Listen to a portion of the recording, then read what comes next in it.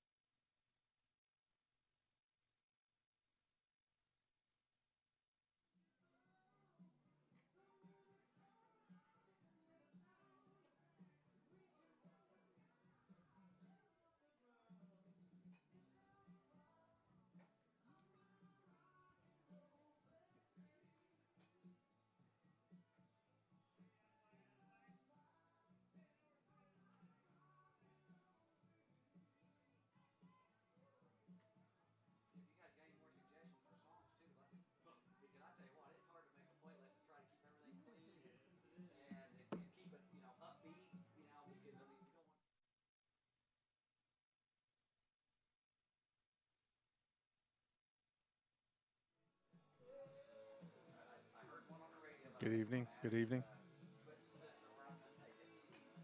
Again, as Mount Zion finishes their warm-ups, we'll have the anthem, and then we'll get started with the game.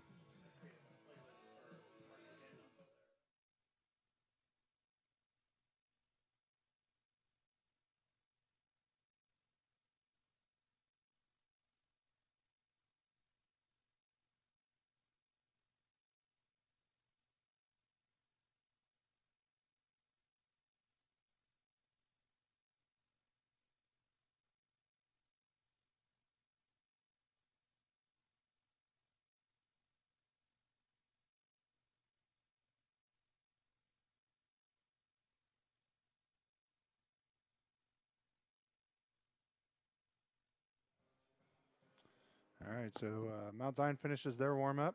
So Mount Zion comes into tonight's game with a record of 2-4 after winning their first two games against Glenwood and Williamsville, and then they've kind of hit a rough spot here where lost to Bloomington, lost to Normal West, lost to Tolono on Saturday in the rain, and then last night we played a pretty good game against Normal Community, and just not able to get enough timely hits to score.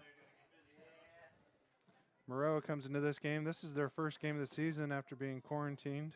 They had some volleyball players on the team that were exposed and had to take a couple weeks off. So we'll see if the first game jitters get to Maroa Trojans.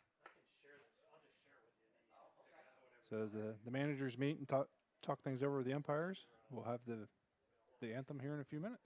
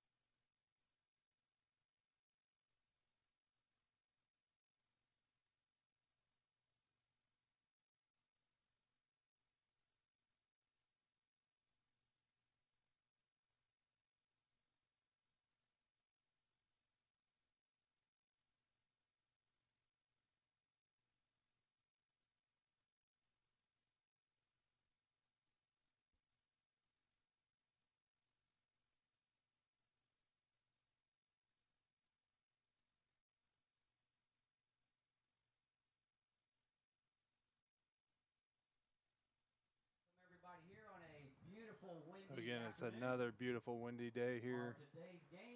Around 83 degrees here in Mount Zion as we host the Lady Trojans from Maroa-Forsyth. And your home team, the Mount Zion Lady Braves. So the crowd is still trickling in. It's a little early here. Starting first for our visitors from Maroa-Forsyth. Leading off and playing shortstop. And again, going through the starting lineup. Hallie Mitchell, a shortstop for Maroa-Forsyth, is batting first. Batting second, playing third base, number 10, Kate Opperly. Batting second, playing third base is number 10, Kate Opperly. Batting third to first baseman, number 15, Jaden Corley. Batting third is first base, Jaden Corley, Batting number fourth, 15. second baseman, number 16, Zoe Clark. Batting fourth is their second baseman, Zoe Clark, number 16. Batting fifth, the pitcher, number 14, Marina Roman. Pitcher is batting fifth, Marina Roman, number 14. Batting sixth, left fielder, number 21, Tori Thomas. Sixth hitter is our left fielder, Tori Thomas, number 21. Batting seventh, the designated player, number 7, Kaylee Yost. Seventh is the number 7, Kaylee Yost, who is the designated player. Batting eighth, the center fielder, number 6, Peyton Roberts. Eighth hitter is Peyton Roberts. She'll be playing center field and wearing number Batting 6. ninth, the right fielder, number 11, Reese And Turpak. the final hitter for Maroa-Forsyth is number 11, And Reese the flex Turpak. player, Decatur, number 1, She'll be in Ella right Mann. field. And the flex player is number 1, Ella Mann. And she is the Maroa's catcher. And now the starting lineup. Starting lineup for Mount Zion Lady Braves. Leading off in second base is number 7, Marin Stenger. Batting second is number 2, Caitlin Maley. Will be playing shortstop. Batting third, the third baseman, number 22. Batting third is number 22, Dakota Harrison. She'll be at third base tonight. Batting fourth, the catcher, number 11, Gwen Our Bender. cleanup hitter is number 11, Gwen Bender. She'll be catching. Batting fifth, the right fielder, number 13, Kennedy. Right Hiley. field is number 13, Kennedy Hiley, batting fifth. Batting sixth, the designated Batting player, number sixth 16, Kayla is a Schnipple. designated player, number 16, Kayla Schnippel. Batting seventh, the pitcher, number Batting 14, seventh is our Lauren pitcher, Waller. number 14, Lauren Waller. Batting eighth, the center fielder, Batting number eighth 12, is Kenzie the center Shoemate. fielder, number 12, Kenzie Shoemate. Batting ninth, the And first batting baseman, ninth number is our first 17, Lauren baseman, Keevers. senior Lauren Keebers, wearing number 17. And our flex player is our left fielder, Peyton Corson.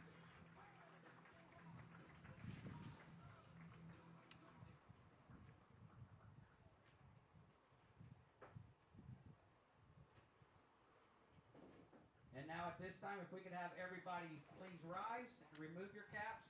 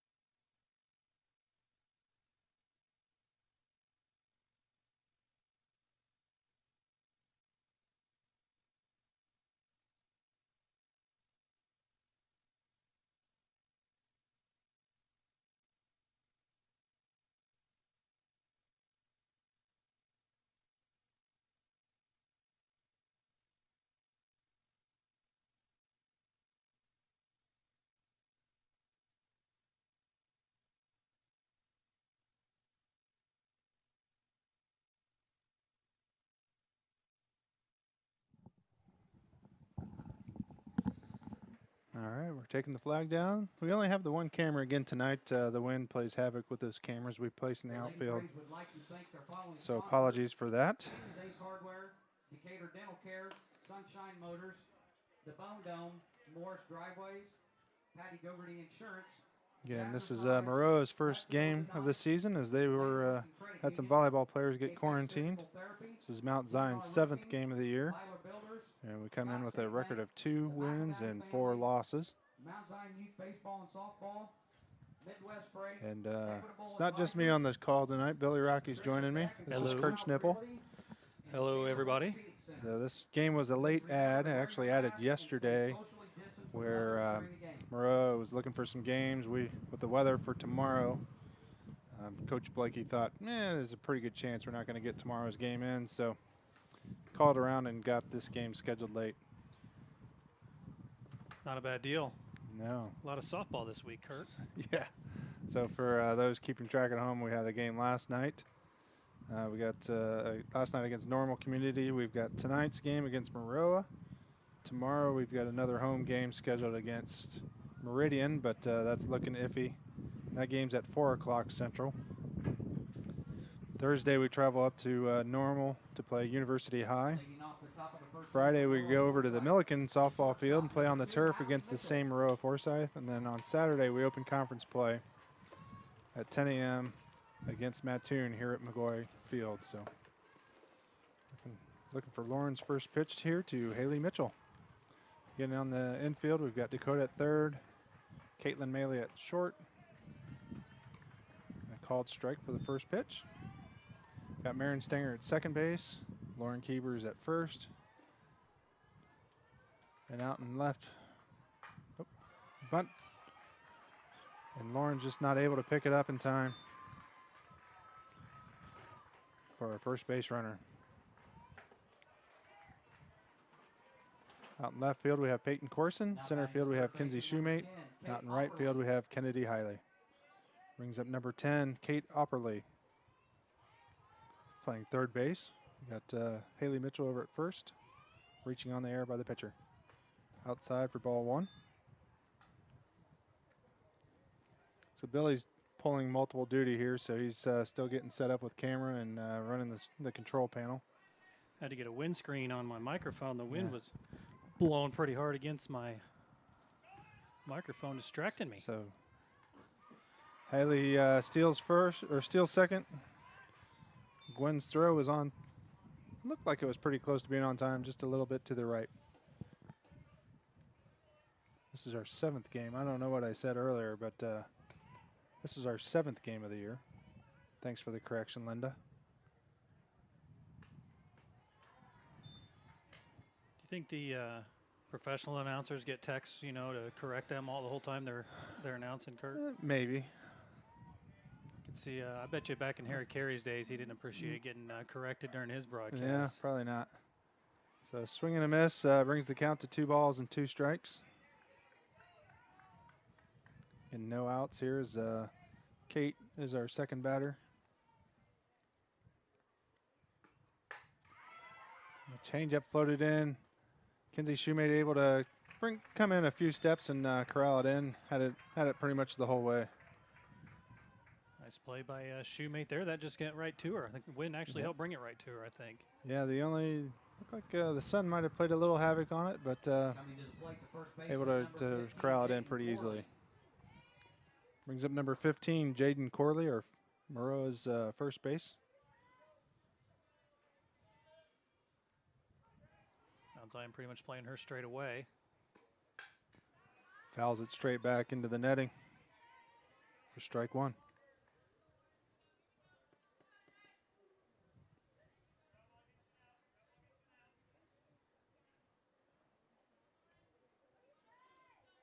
This is like a homecoming game for Coach Fitz, her pitching coach, where she lives up in Maroa, so probably knows quite a few of these girls. The great Coach Fitz. How lucky are we to have her? Holy Absolutely. cow, she's a great coach. Speaking of Texan, we just got a shout out from Amy Shea. Curveball is working in that crosswind. Get a swinging strike and brings the count to no balls and 2 strikes.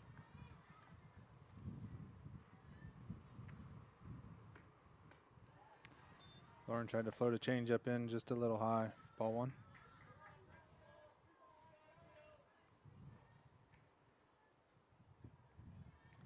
So 1 out, runners on first and second.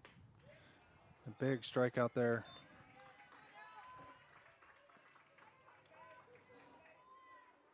For strike 2. Now batting the left fielder, number 21, Tori Thomas. Brings up number 21, Tori Thomas.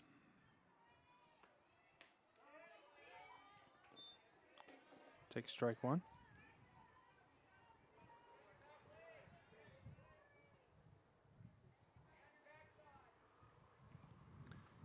He signals back on as the report I got here, Billy. Another line drive, just got enough of it out. Kind of an outside pitch that she was able to just take enough of it.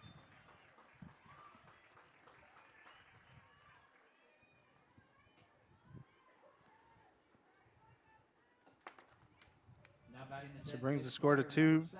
So second run across the plate for the Maroa-Forsyth Trojans. Brings up number 7, Kaylee Yost. So we don't get the best signal in the press box up here at times, so Billy's working on. Takes strike 1. Let's see if I can't get this a little bit better, give our folks at home a better picture.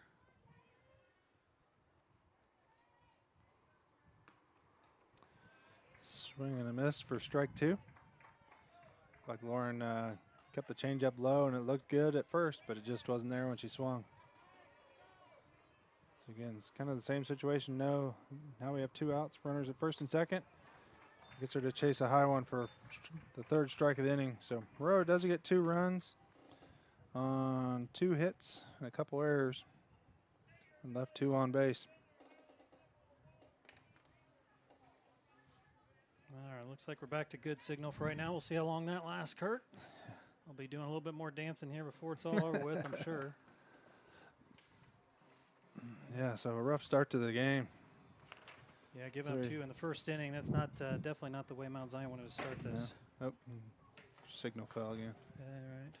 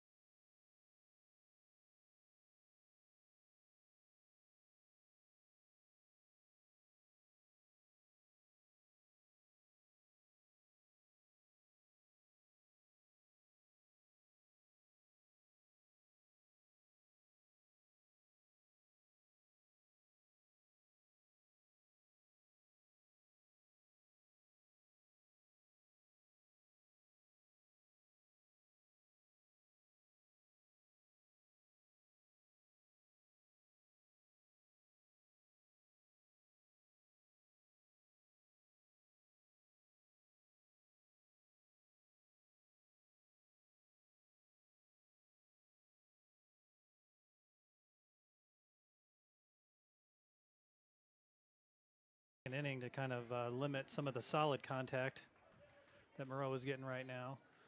You know, it's just hard when you get the leadoff runner on. Yeah. You know, it's difficult to keep them from scoring in a typical game. So. Yeah, it certainly gives the hitting team quite the momentum when they get the leadoff runner on. So see if Marin's able to get on here. She had a pretty successful night last night. She was on base 3 of the 4 plate appearances she had. Major hustle player for Mount Zion. Absolutely. Just looking to put the ball on the ground and use that speed to get down to first before the ball. Marin, one of the few Braves that has some IHSA playoff experience. As she was on that team that went to state in 2019. And I think she likes taking. She's not afraid to get hit by a pitch. I think that's her 3rd one this year, leading the team in that in bruises generated stat. Brings up Caitlin Maley. I'm sure she's not afraid to take a base if she needs to either. Absolutely.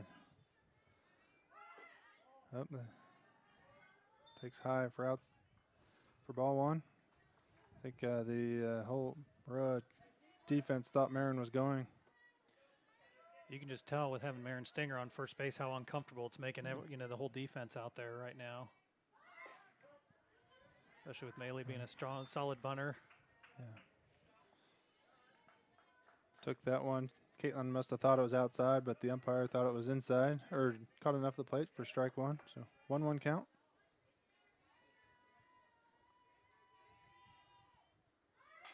There's a bunt down. Beautiful bunt. Beats the throw, and no one's at third. Marin's able to take advantage. Couldn't draw it up any better than that, could you, Kurt? Absolutely not. She got out of that box very quickly after laying down a very solid bunt, and heads up by Marin Stinger, just getting herself from first to third on the bunt with nobody covering third. There was no question she was taking that base. Yeah, absolutely. She recognized that pretty quick. I don't think she never slowed down a bit as she was rounding second, looking the whole way. As a defensive coach there, how do you prevent that from happening? How do you prevent a girl from taking first and third like that in that bunt situation? Usually you'll bring your left fielder in as an option. You'll have either your catcher or your third base. So the fake bunt draw gets Caitlin over to second base. So either your left fielder will come in and cover third, or you're, between your third base and your catcher, whoever doesn't field the bunt would hustle over there to try and get to third before the runner. That's why that was such a beautiful bunt. There was, it was difficult to figure out who it was that was going to be able to field that bunt. It didn't really go right to any particular player, which makes it such a strong bunt. Absolutely. So Dakota Harrison's up, sophomore, number 22. Took the first 2 balls. Brings 2 ball, no strike count. Good take there. Called strike.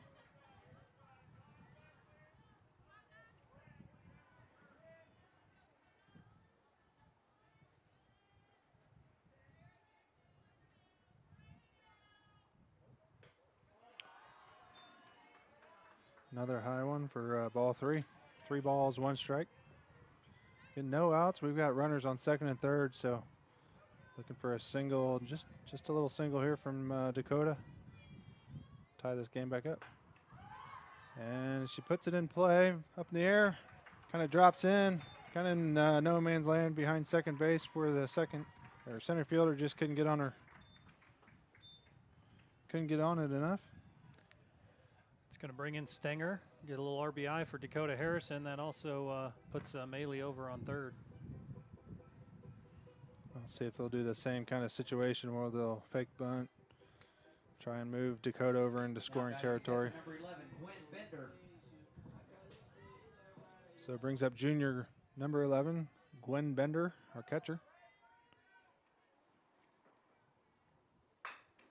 It's a hard grounder to shortstop. They don't even look for the lead runner. So he gets the ground out, but scores the run and moves Dakota over to second base. So ties up the game. New start from Mount Zion here with the runner on second base, tied 2-2, only 1 out. Now batting the right fielder, number 13, Kennedy Hiley. Brings up sophomore Kennedy Hiley, number 13, playing right field tonight. It's a little ground ball to second baseman. Able to field it cleanly, but able to move the runner over to third.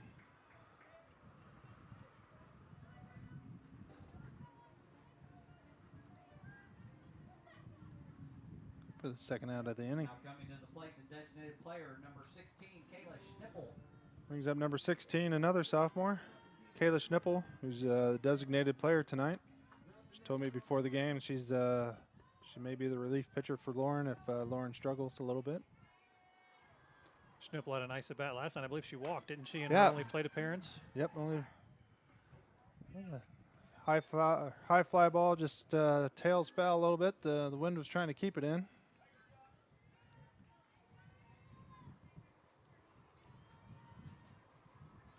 So Kayla's yet to get a hit in her high school career. She's reached on a couple errors and had a few walks.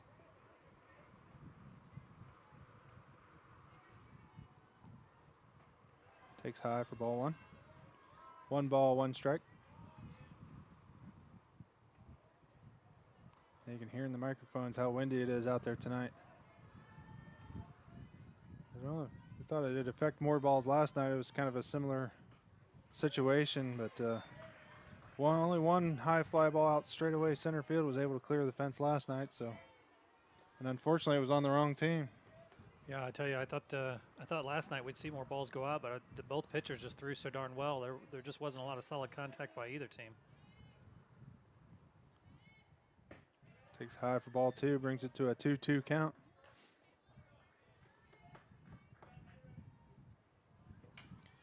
Two. Yep, 2 outs, 2 balls, 2 strikes. 2-2 score. Still have Dakota over at third base. Fouls it off. Kind of high and tight, and able to get her bat around on it.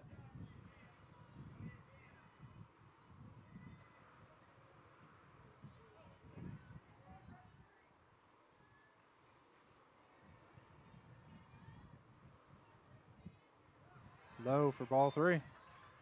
Brings the count full.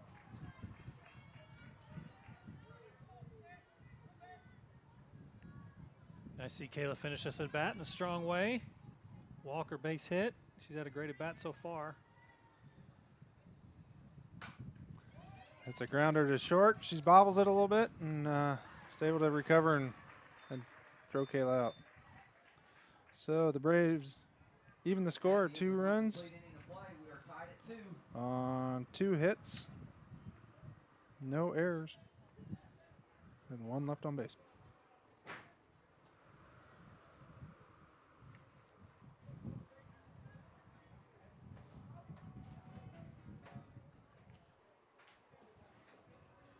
So I made a bet with Kurt earlier, didn't I, Kurt? What did I say? Yeah, How long was it?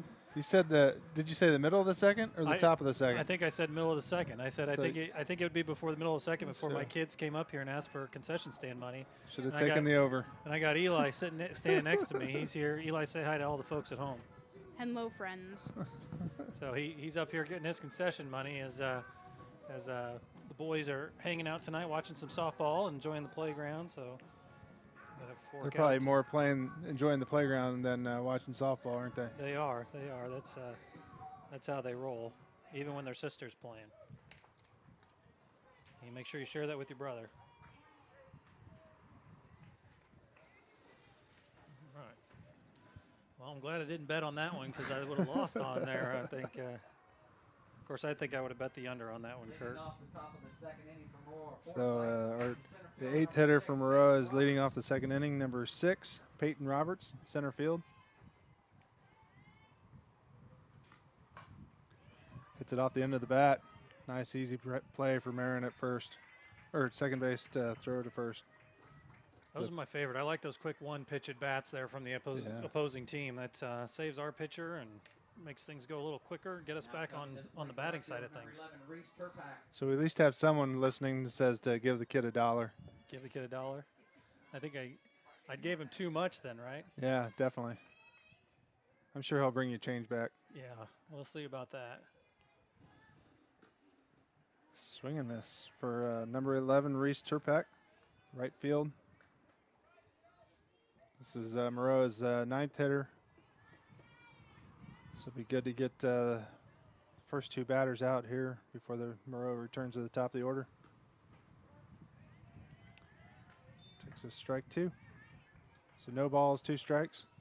Do you have the same roster for Mount Zion defense with Dakota, Caitlin, Marin, and Lauren on the infield. Takes outside, trying to get her to chase.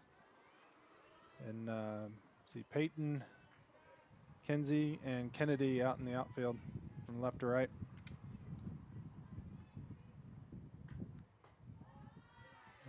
Just tried to float one in. Hit the top of the zone, must have been a little high. Yeah, I've noticed a few of those high ones have been called for strikes, so I'll be interested to see how the girls attack that. That one particular was being called for a ball, but had some good hard ground ball right past Dakota at third base. It's a great piece of hitting out of the number 9 hitter there for Maroa. Peyton able to get it in quick to keep her at first. Now batting the shortstop, number 2, Hallie Mitchell. Brings up number 2, Hallie Mitchell, shortstop. I don't remember if she bunted or she hit a little dribbler back to Lauren. Lauren wasn't able to pick it up cleanly, and she was able to reach on the air. Her first at bat. Came around to score the first run of the game. Takes outside for ball 1. Pretty good crowd filling in the ballpark here this evening. It's nice to see a little bit of a crowd. There's not too many events going on tonight. Not like last night. Last night it seemed like everything was going on. I don't know that wasn't caught in the air. They're looking at each other trying to figure out if that was caught in the air, but that should be a double play. I still don't know what he called. I don't think that hit the ground. Those of you at home would probably be able to rewind it and tell us. Yeah, but I thought it hit the ground, but yeah, I thought she got her glove under that, and I think. Oh, he called it. The umpire called it a caught ball, and then they tagged her at second. So double play.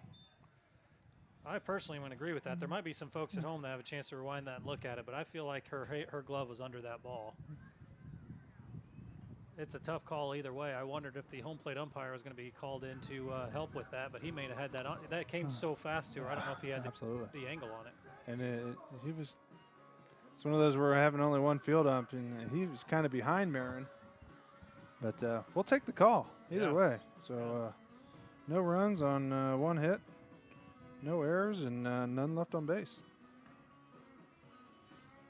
You know, it makes it a little harder when you could tell the umpire is not sure himself. If he had a lot of confidence in that call, then I don't know how you can argue it. But yeah, the Maroa coach certainly. I think I don't think he disagreed with it, but the folks in the third base dugout certainly enjoyed the call. Yeah, for sure.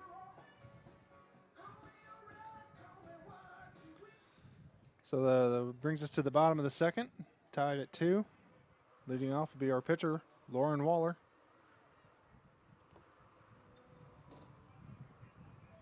Leading off the bottom of the second inning for Mount Zion, the pitcher, number 14, Lauren Waller.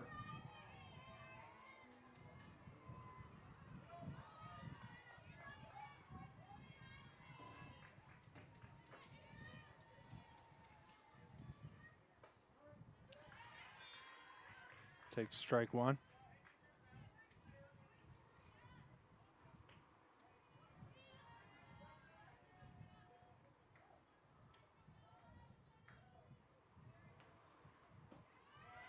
High for ball 1.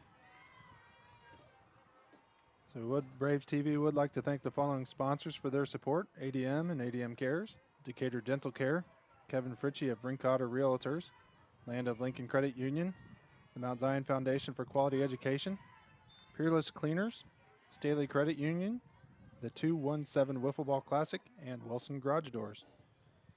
So Lauren fouled off a pitch brings the count to a 1 ball, 2 strikes.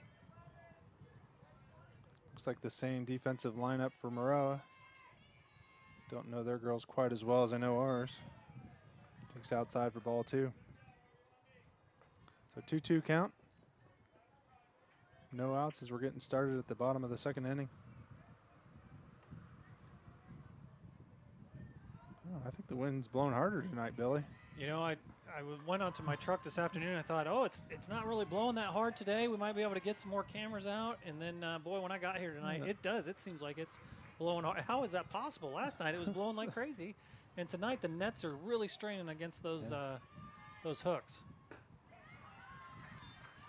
Great Ball at bat. 4. Great at bat by Waller there. Brings up our senior, the third of the 4 seniors we have on this year's roster. Kenzie Shoemate, playing center field. Number 12, Kenzie Shoemate. Kenzie's another one of the multi-sport athletes we have. She's played basketball this year for sure. I think she plays golf too, doesn't she? She is. She's going to play golf at UIS. That's right. She's going to school on a golf scholarship. And she fouls back the first one. Trying to bunt Lauren over to get Lauren over into scoring position. Just not able to get enough on it.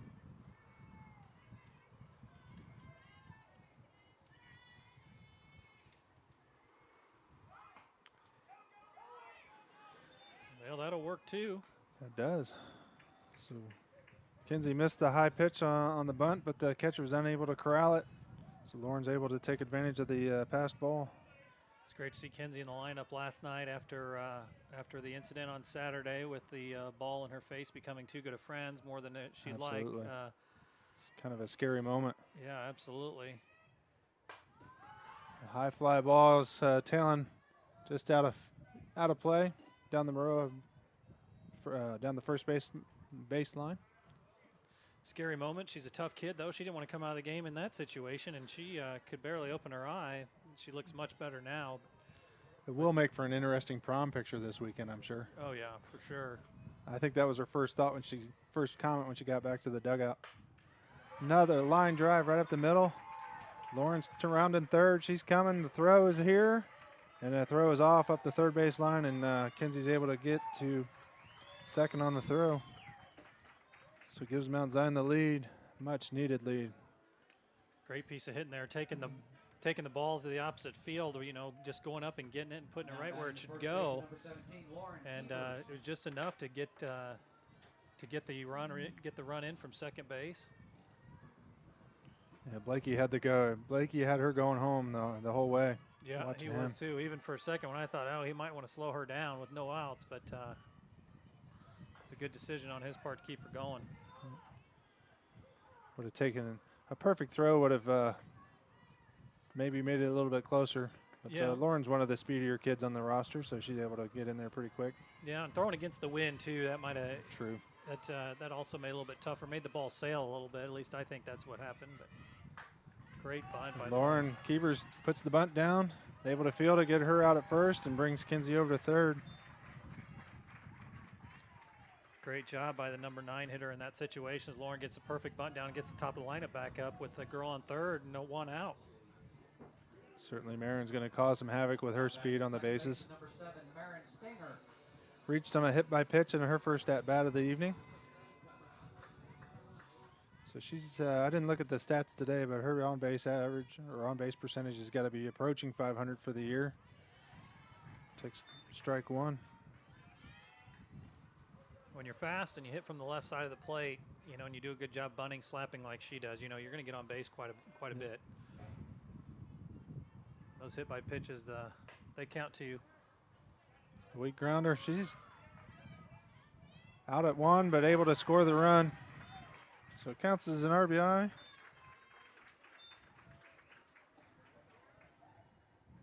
So the good base running by Kinsey on the on her hit, and then the good bunt by Lauren put her in scoring position. So we're able to sacrifice that, and not really, I guess not officially a sacrifice, but put the ball on the ground and able to score the run. Yeah, I think the only way to prevent that run with Kenzie Shoemate on third base is just not to throw it to first. And yeah, in high school, you don't like to give away out. So brings up Caitlin Maley, who singled on a bunt on her first at bat. Got no runners on. Mount Zion taking the 4-2 lead here in the bottom of the second.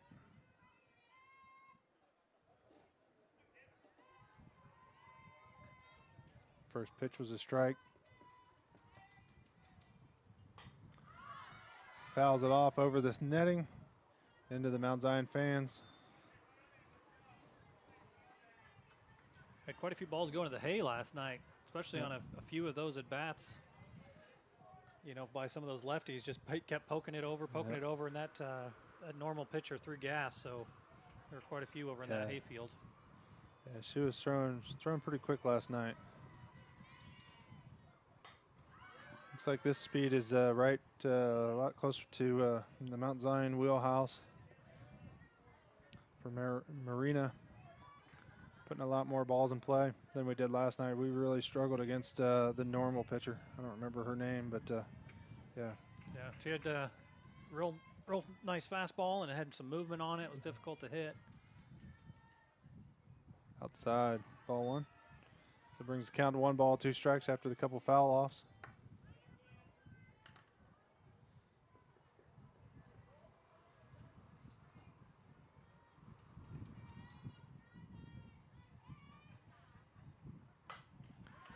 Line drive. Oh, 1 hop to the fence. Caitlin looking at 2.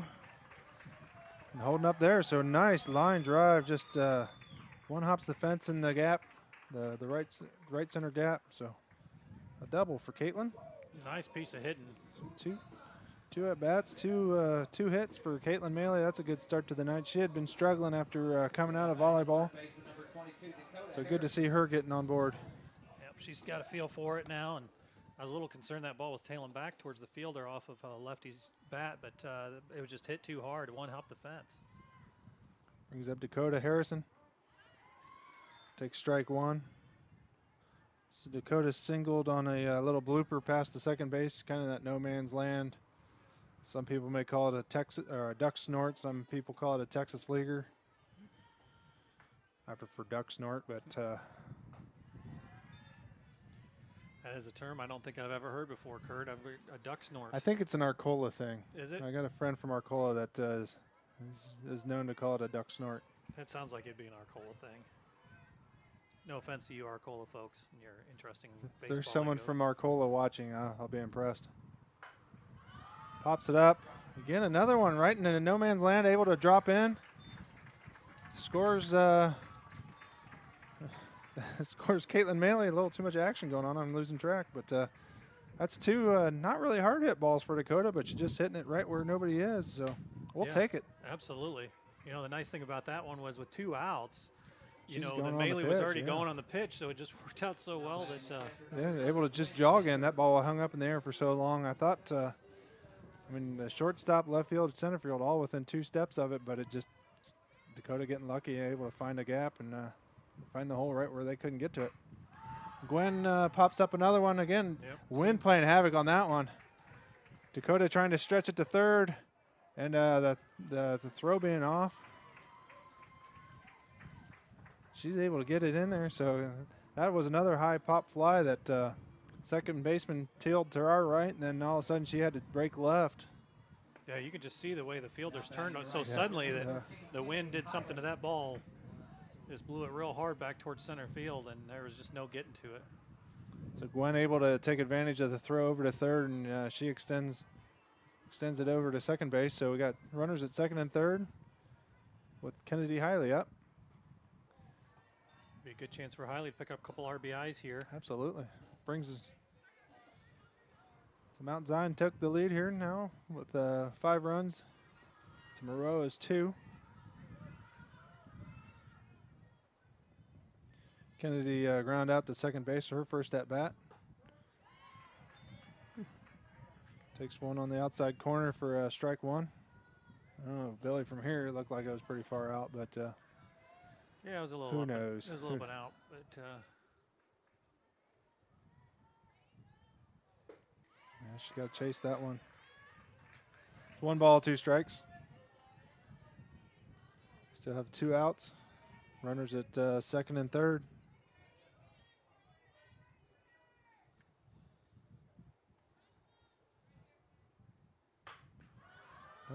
High fly ball.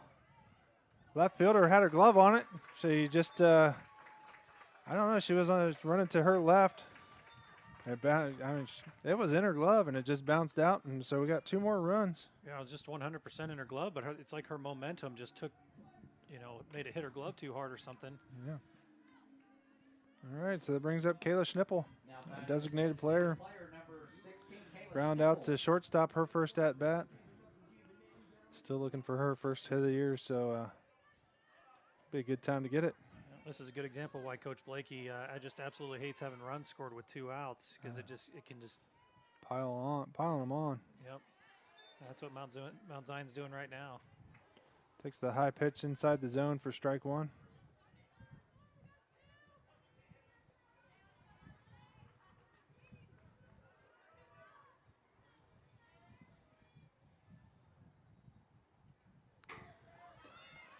High gets past the catcher. Kennedy's able to reach to get over to third base.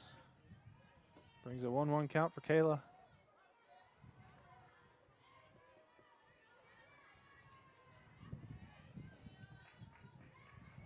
Quite the encouragement coming out of the Mount Zion dugout over there. Just trickling up into the press box. Another grounder to second or shortstop. Again, able to make the play for the 3rd out of the inning. So the Braves plate 5. At the end of 2 complete innings of play, our score is Mount Zion 7, Maroa-Forsyth 4 hits, an error.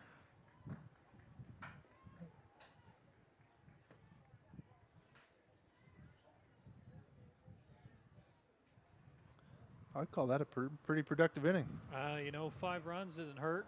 I think particularly as many runs as we got with 2 outs there, and I think just putting the bat on the ball is really what a lot of the girls did there. You know, a couple of those little, what'd you call them, duck snorts, a couple duck snorts, scored some runs, and Mount Zion, you know, doing a great job base running out there, you know, taking advantage of little errors here and there.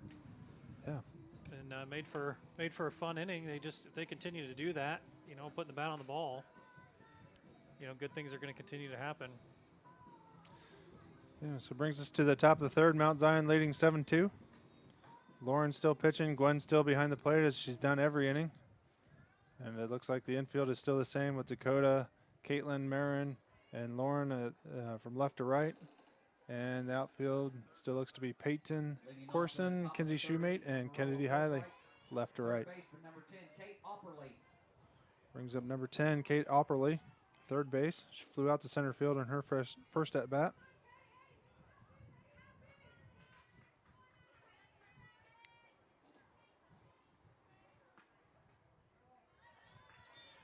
A little low for ball 1. Sun's looks like it's starting to cloud up a little bit, so the sun won't be in the fielder's eyes as much as it was last night. Yeah, getting a little bit hazy out there. Yeah. When's the rain coming, Kurt? I think tomorrow morning. And then once it starts, it's not going to stop for 24 to 36 hours. Well, that's not great news.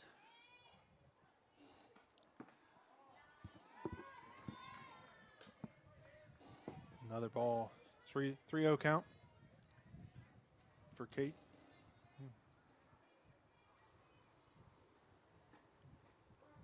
Right down the middle, she was taking that, thinking Lauren was going to throw another ball. So 3-1 count.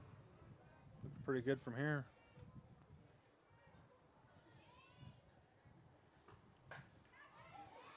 Gets one off the handle. It's tailing, and it lands about a foot foul, about 5 foot short of the warning track out there in left field. So looks like Kate quite a bit of speed there. She was almost second base by the time that ball landed. Mm-hmm. So it brings it to a full count.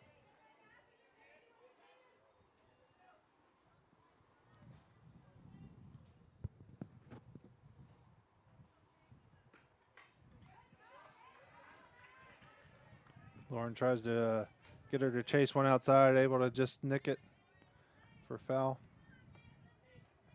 Keeps it full, keeps the count full.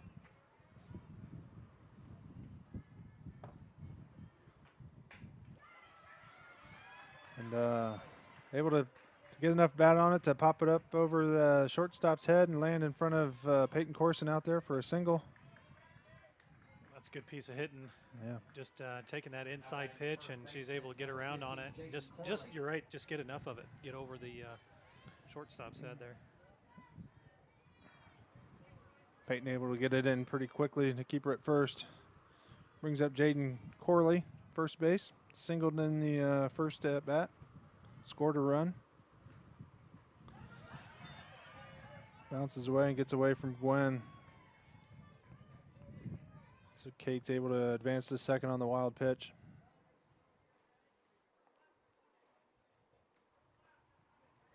So again, Mount Zion leading 7-2 here in the top of the third. No outs currently.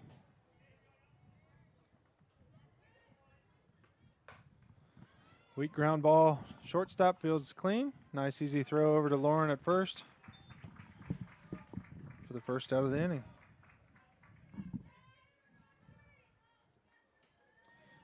Kate's able to advance from second to third on the throw, but sure Coach Blakey's over there reminding him, let's just get some outs. We got a 5-run lead.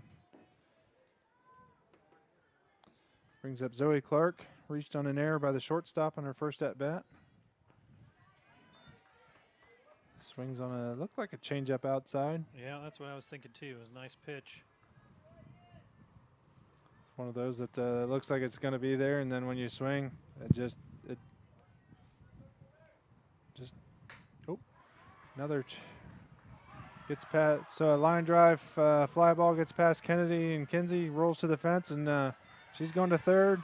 Throw's coming. She's able to beat the throw. So a triple, RBI triple for Zoe. Yeah, just a nice shot. Good piece of hitting it way out to right center, and she was thinking 3 the whole way. Yeah. Now batting the pitcher, number 14, Marina Roman.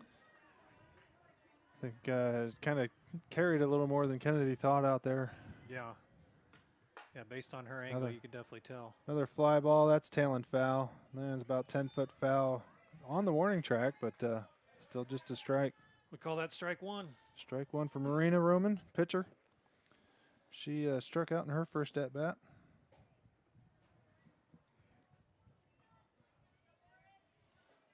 We got 1 out here. Runner at third.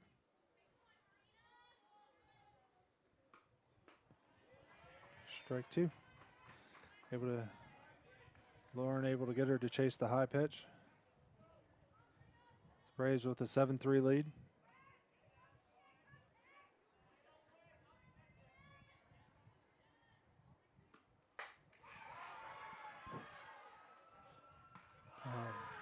Gets the off the fence on the fly.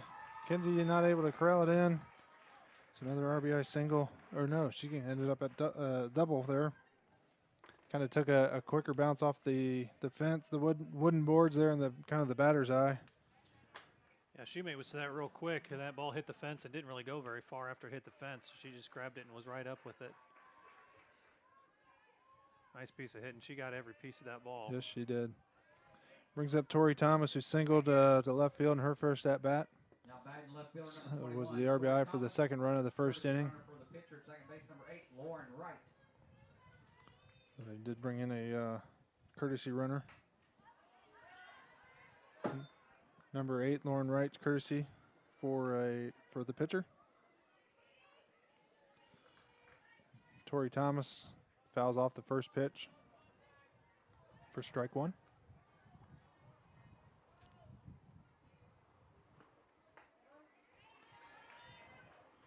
So those pitches look a lot better from here when Moreau's batting, but takes it outside for strike two.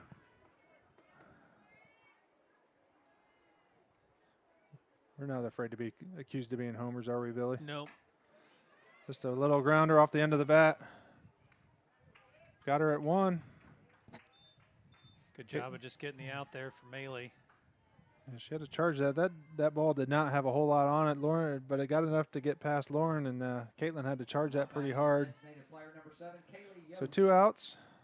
Marina was, or not Marina, that's Lauren Wright over at third, able to advance on the throw.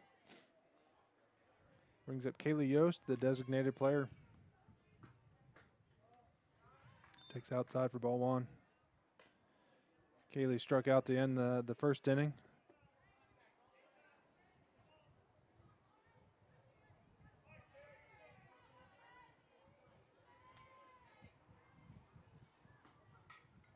Fouls it straight back for strike one. 1 ball, 1 strike. Kaylee.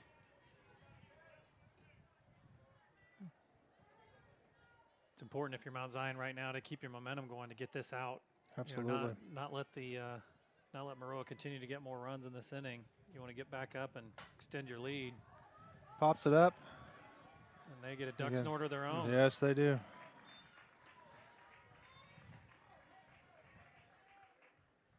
So an RBI single for Kaylee. Brings the score to 7-5. Now batting center fielder number 6, Peyton And with the wind, Peyton Corson's having to play pretty deep out there in left field, and that, you know, takes her. It's a long run to get to that ball at that point. Same thing for Shoemate out in center. Brings up Peyton Roberts, who grounded to second base in her first at bat.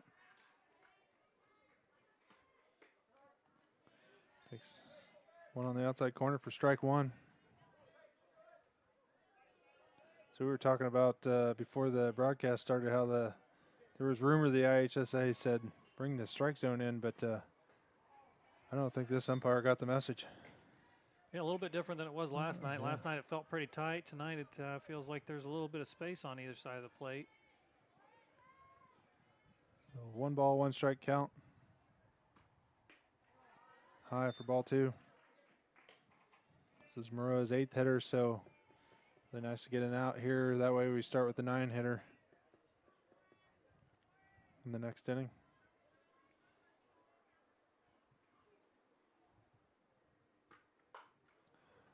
Line drive, tails foul over into the Mount Zion bullpen. 2-2 count. So have Kaylee Yost over there at first base, jogging back after the foul ball. So Mount Zion still leads 7-5. Got 2 outs in the top of the third. Nice Swing pitch. and a miss. Gwen throws it down to first just to make sure, but the umpire called her out. Yes, he did. That was a nice pitch by Waller. And So Maroa gets 3 runs on 4 hits. No errors with 1 left on base.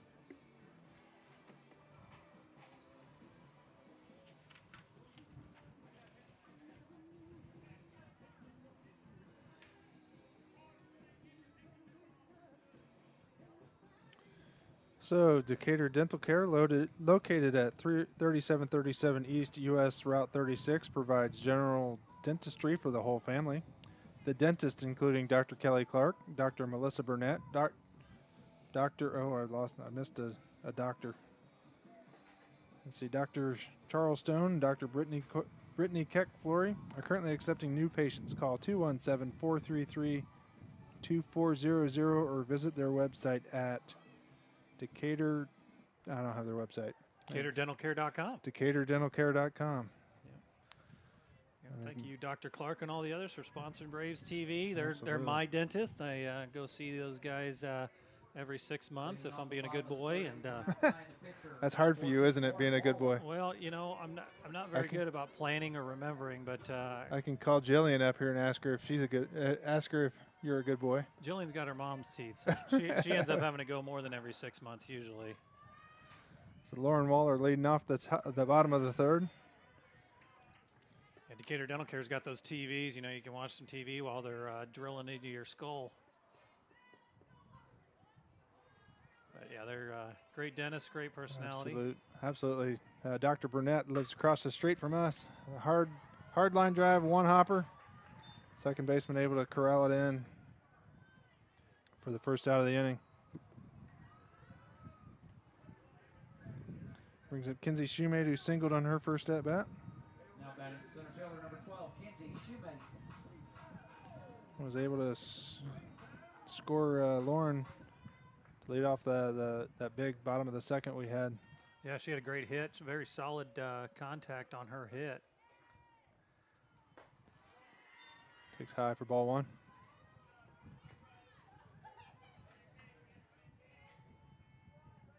And Dr. Burnett lives across the street from us, so we see her quite often and all her boys running around. Yeah, she's very nice. I met her the last time I was there as the ball goes down the right field line, but that's foul. And just bounced foul. Thought maybe the first baseman had gotten her glove on it in fair territory. That would have been a good blessing for Kinsey. Mm-hmm. But the home plate ump said nope. Only about 3 inches past over the orange bag instead of the white bag down there. Yeah, if that would have been fair, there would have been a chance she was going 3. High for ball 2. 2 balls, 1 strike. All the people at home are probably yelling at me for doing a crappy job of keeping the balls and strikes on here.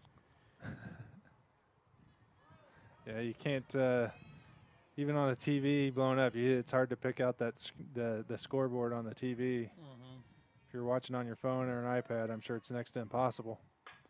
Oh, Another good line solid drive. Contact. That's going to be a double at least. Yep, 1 hopper off the done driveway sign.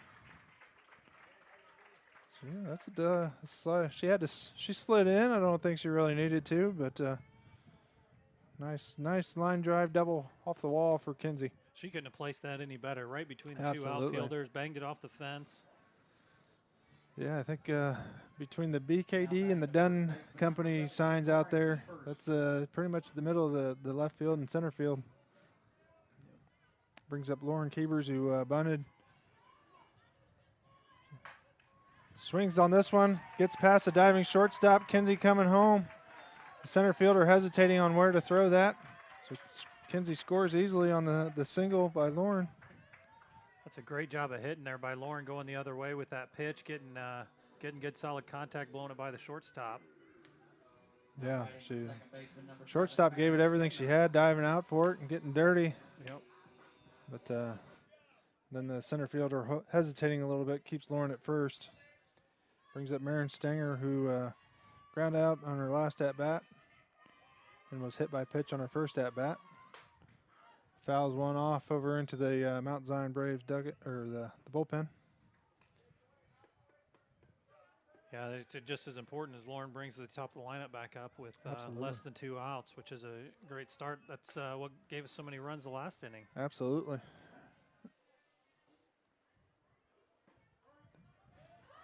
Oh, takes it. Oh, Lauren with her speed. Saw the ball get away from her. Her speed, maybe that should be a lack of speed there. Saw the ball get away from the catcher and just got a late jump and able to recover. Yeah, she didn't get much of a jump there, but that was strike 2 on. Umpires want to talk something over. Oh, we got No runners on, so they're moving the field ump over to first base. Kind of field ump lost track of the situation there. Yep. That looks like the kind of thing I would do. Me too. Kind of get lost in your own thoughts. There's just so much to remember. A little weak grounder. Well, an inning that started off with so much promise. Didn't really amount to anything there. Did get one run across. Extends the lead to 8-5.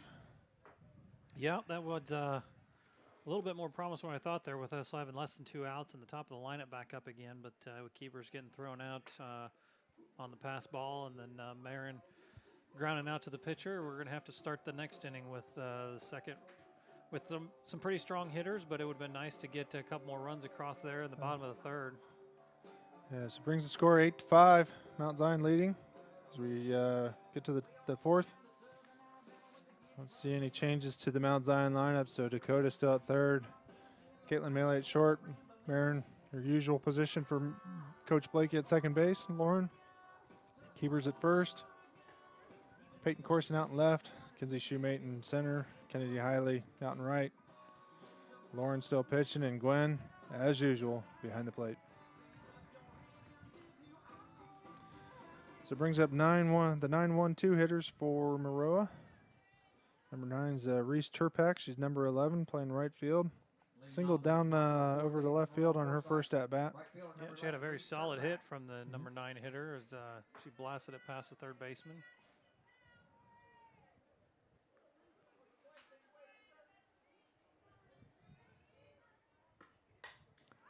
Pops it up. Again in that no man's land where they're playing so deep because of the wind.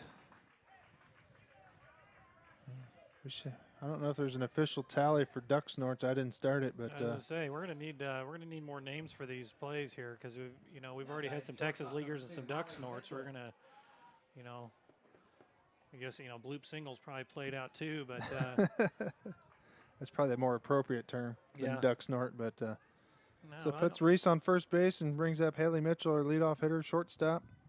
Lined out to second and reached on an error on her first at bat. I don't know, Kurt. Once you go duck snort, I don't think you can go back to bloop single anymore. Even Texas leaguer seems kind of tame by that.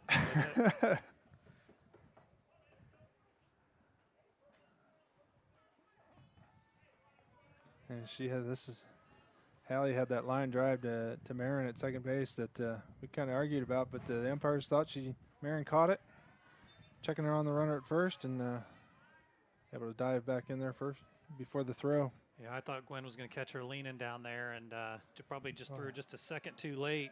Yeah, she had one last night where I thought for sure she got it, and I don't know if they just weren't able to get the tag on right, but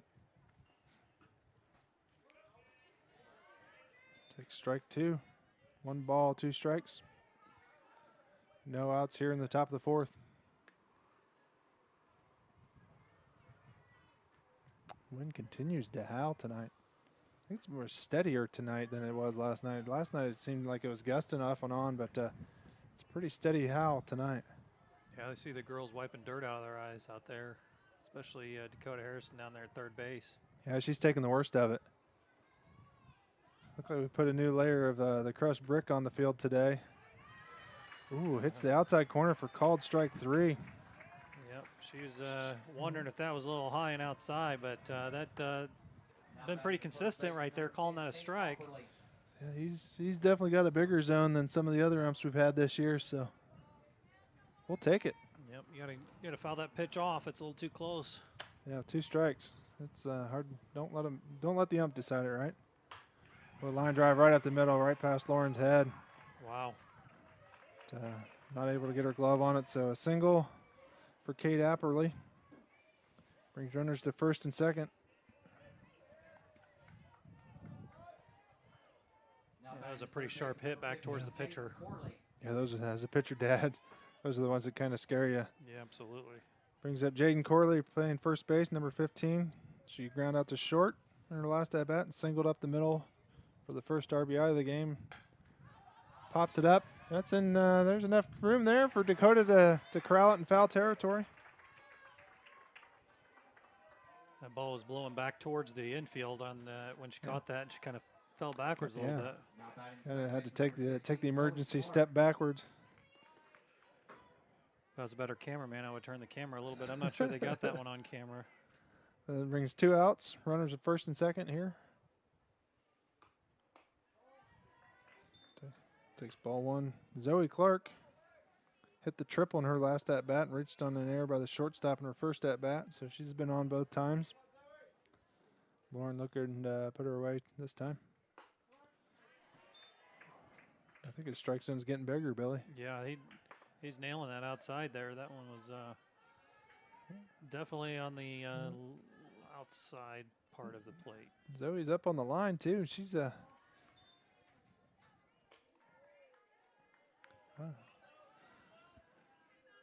So 2 balls, 1 strike. Continue to have 2 outs here. Mount Zion leads 8-5 in the top of the 4th. Able to extend her hands out to get that outside pitch fouled back. It's 2 balls, 2 strikes. Big pitch right here, back to 2s. Good chance to seal the inning off.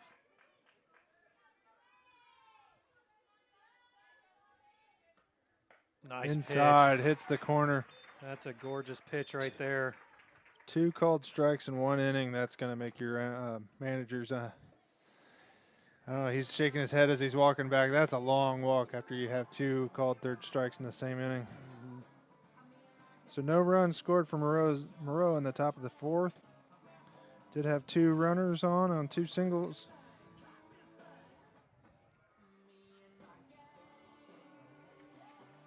Yep, looks like they had something started, but they just, once they got that little pop foul out, that really gave Mount Zion a little bit of momentum there on defense. And Lauren hitting her spots. Nice. Yeah, that was a great pitch, that last pitch. Yeah, that last one, that was nice. That was right on the from here, it looked it definitely had the black. Yep, moved a little bit from outside to inside, and it was just a beautiful pitch. Yeah. I think Zoe was thinking about those outside pitches, so she had creeped up on the line. So Yeah. Lauren able to thread that needle on the inside corner. So Caitlin Maley up first for the bottom of the 4th for the Lady Braves. She's got a single and a double, 2 runs scored. So real nice productive night for Caitlin.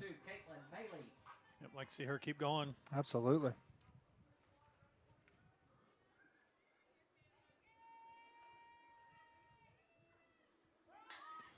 Drops a bunt, drag down. She kind of stumbled on the way down, but the throw low and the second baseman covering first, not able to corral it. Hopefully she's all right. Oh, and that ball went out of play, so she went ahead and gets second base. So I call that an error, but I don't know who threw it. I'm not sure who threw that ball either. I think they're going to check on her, though. She slipped twice coming out of the box. Once and then again. Looks like she's laughing at Coach Blakey as he Yeah, she's laughing, but I understand why he's going out there to check on her because, after she slipped the first time, she got up and she started running hard, and then she slowed down again. So hopefully her knee's all right. She's got that knee brace on. So brings up Dakota Harrison, who's had 2 singles on. I don't want to say they were hard hit balls, but those Texas leaguers, but wind getting them up in the wind and letting the wind play havoc on the fielders. So Dakota was leading the team in batting average coming into yesterday's game. Again, I didn't happen to look at today's stats. So 2 singles tonight. That'll certainly extend that lead. Inside for ball 1. And Caitlin catching the defense napping. Nice for the little, delayed steal. Yeah, delayed steal. Coach Blakey likes that delayed steal. Absolutely. He'll mark that down in the positive category. I don't think they'll have a cycle for that kind of activity.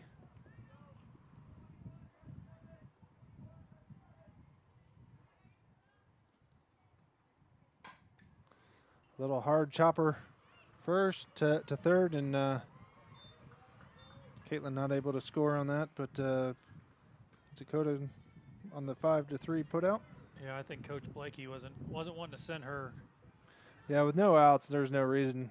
With a 3-run lead. Got some big boppers coming up here with Gwen, Kennedy, and Kayla. Yeah. So we'll get plenty of chances to get Caitlin in.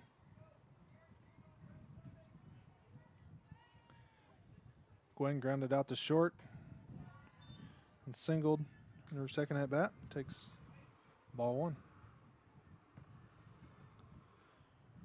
She was the last run of that big second inning we had.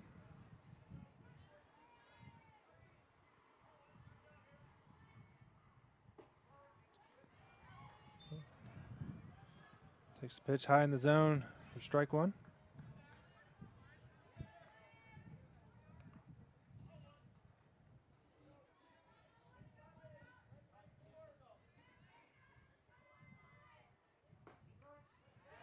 Just another one in about the same position for strike two. One ball, two strikes. Again, got one out with Caitlin Maley over at third base.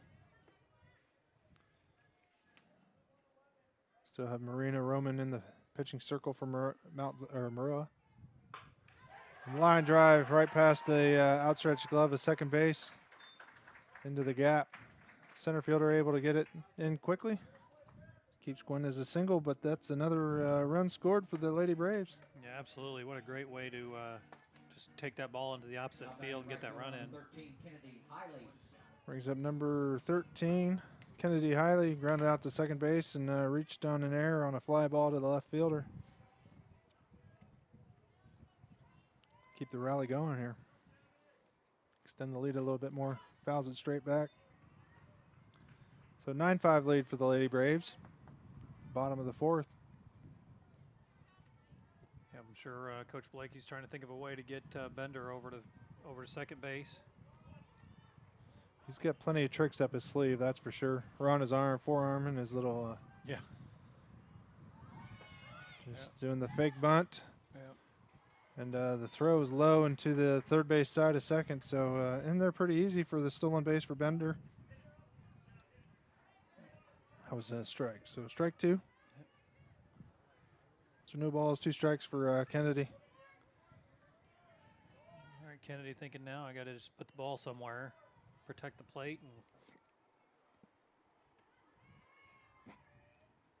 outside, ball one. It's a good take. That was high and out the whole way.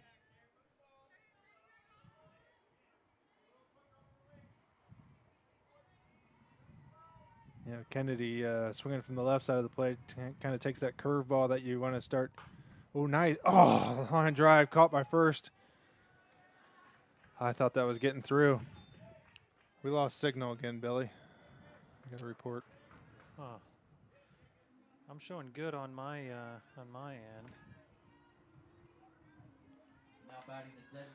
Maybe the signal between here and Ohio got lost. Yeah, hopefully it'll come on back on. Let's see here. We got the game on here, so.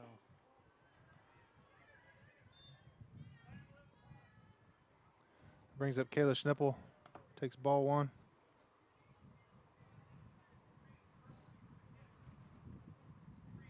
So we're going to have Molly Besser courtesy run for our catcher, Gwen Bender. Catcher at second base, number 3, Molly Besser.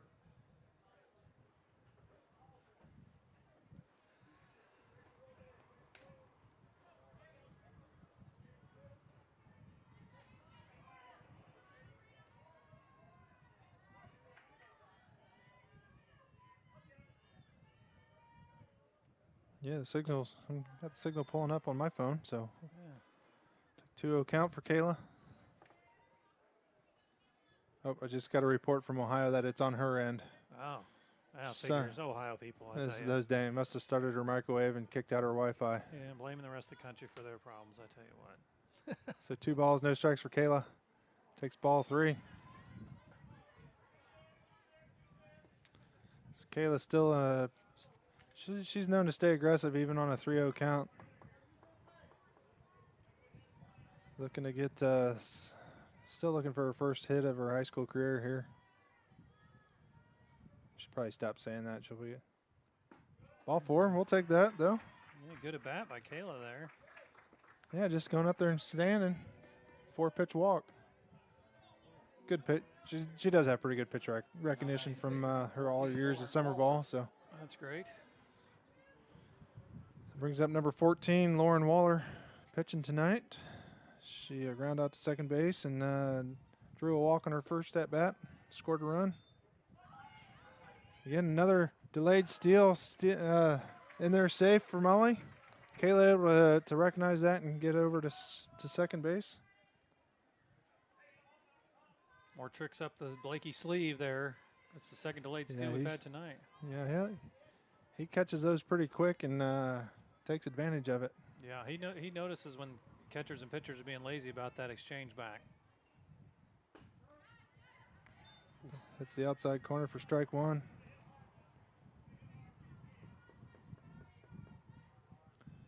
So 1-1 count here for Lauren.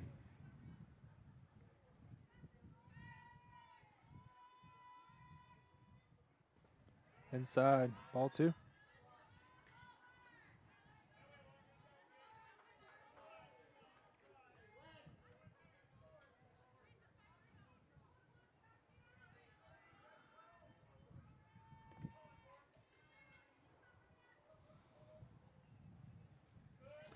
Another pitch inside, ball three. Looking to playing Lauren to pull the ball over.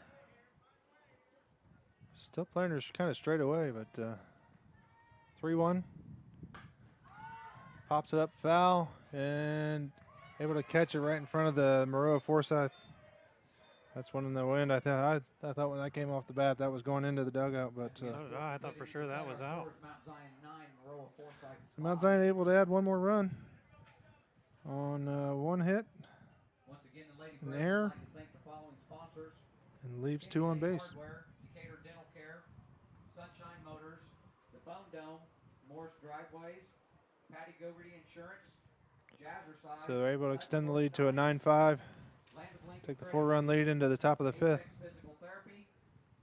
Bring up Marina Roman as the leadoff batter for the Maroa-Forsyth Lady Trojans. Get another ad in here for us, Billy. I can find them. And Decatur Orthopedic Center. Please remember to wear your mask and stay socially distanced from others during the game. The 217 Wiffleball Classic is a local 501c3 that was formed to raise funds to further education, awareness, and research on Alzheimer's disease, both locally and nationally. They are also proud to be able to support their community by providing resources for local families in their time of need. For more information on the upcoming Backyard Wiffleball Tournament on August 10th to 15th, please visit their webpage at 217wbclassic.org. The guys who put that together also did that benefit for Shoni Anderson this past weekend, and one thing the Mount Zion community is known for is coming together when there's a family in need. They raised quite a bit of money for Shoni's family as she battles leukemia. Yep, over $27,000 raised at that event, Kurt. Just a wonderful showing of the community. It was, and what a wonderful event as people get together and surround the Anderson family, and just wonderful to see that. So swing and a miss brings the count to 1 ball, 1 strike. So Marina struck out on her first at bat and doubled on her second. Yeah, Shoni's a young lady here in the community, second, third grade area. Fouls it off, about a foot foul for 1 ball, 2 strike count. Found out a couple months ago that she was suffering from leukemia. Certainly her family's well known in the community, as her mom's one of the junior high basketball coaches for a long time for the girls, and her dad, and she's had a couple sisters come through various programs. Kinsey able to, so that was a little pop fly that the wind carried out to able to hold up enough for Kinsey to get underneath it, and first out of the inning. Now batting the left fielder, number 21, Tori Thomas. Brings up Tori Thomas, the left fielder. Ground out to short, her second at bat, and singled over to left center in her first.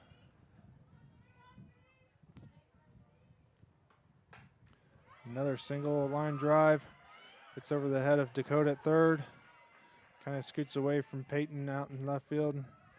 So able to get to second base for Tori. That was a good hard hit ball down just over the third baseman's head down the line. Peyton Corson was going to really have to work to get that one knocked down. Have to make a great play, and she just wasn't quite able to get there, but she was close enough to the fence where she was able to get it in, keep it to a double.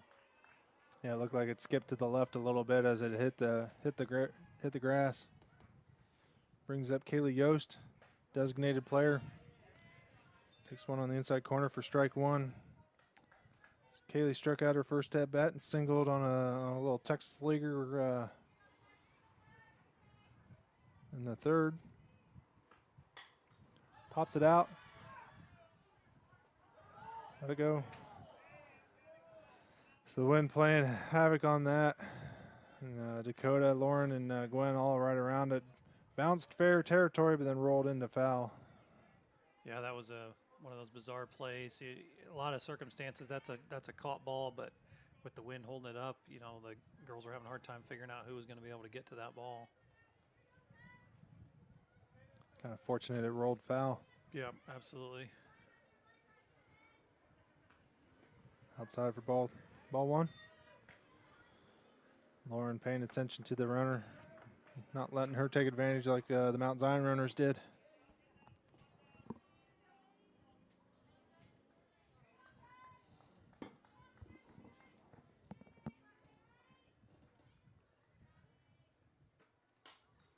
A pop foul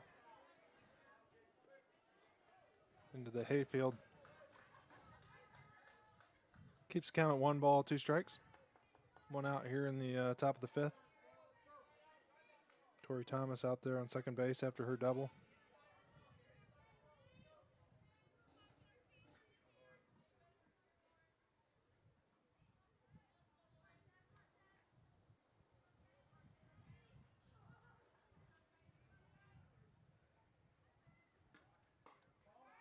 Outside for ball 2. It's right where Lauren wanted to place it, hoping to get her to chase, but yeah, it was a good pitch, just a little outside.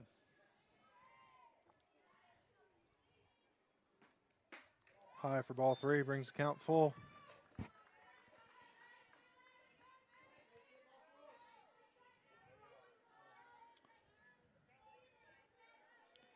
So full count here for Kaylee Yost. 1 out, top of the 5th. Mount Zion leads 9-5.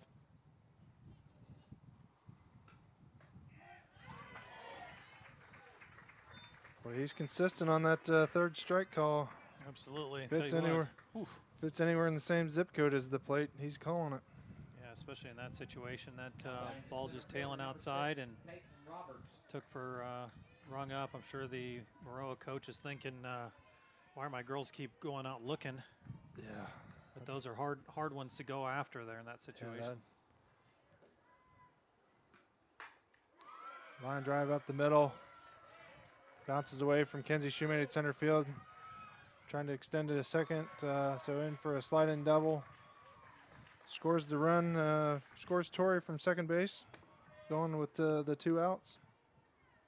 That was Peyton Roberts that hit that. Yeah, very nice hit by Peyton Roberts. Out to left center there. Just tell you what, we're having a hard time judging the ball coming off the grass there. Yeah, another one that just kind of skipped funny as it hit the grass. Yeah, Peyton Shoemate are trying to make a play there as well. I'm sorry, Mackenzie Shoemate. Mackenzie Shoemate, yeah. Yeah.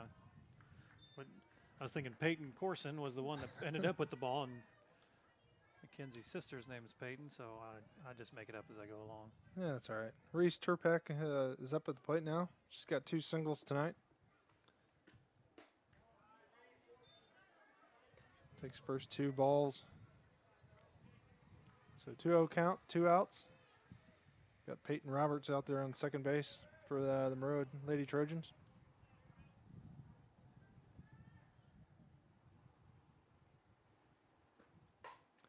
High fly ball, tailing foul into the. That's even.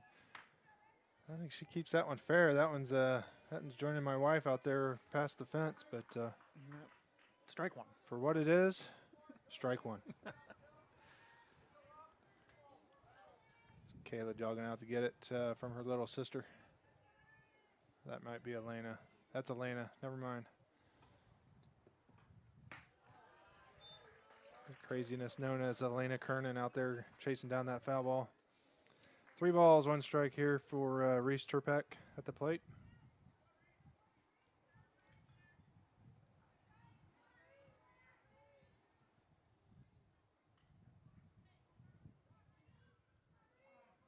Big pause. I don't know who called time, but Gwen and Lauren are going to go talk it over. Yep, want a little bit of communication here.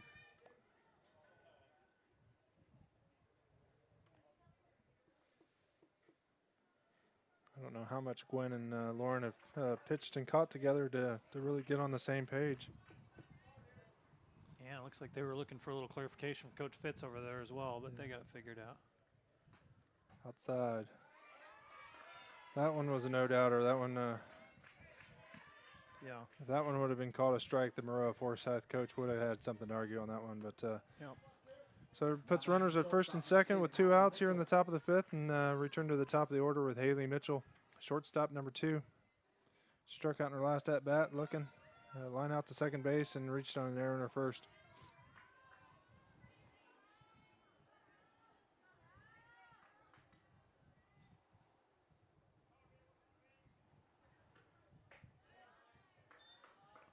Looks high for ball 1.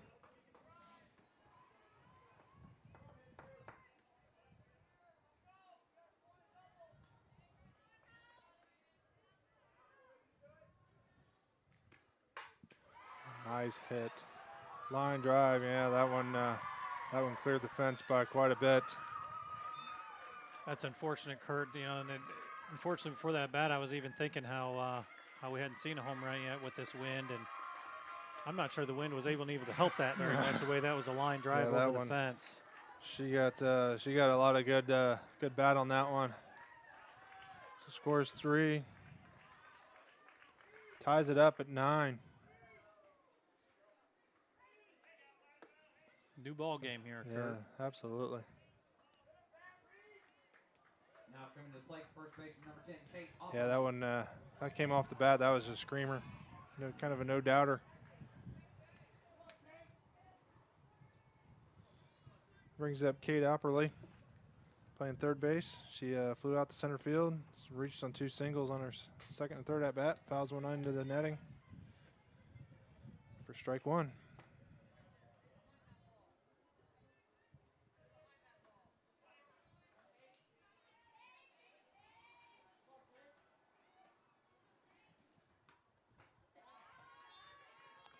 High for ball 2. I don't know. 1 ball, 1 strike. Sorry, I'm losing track. Crowd continues to trickle in here. Looks like quite a few students from Maroa joined in the crowd. Outside for ball 2.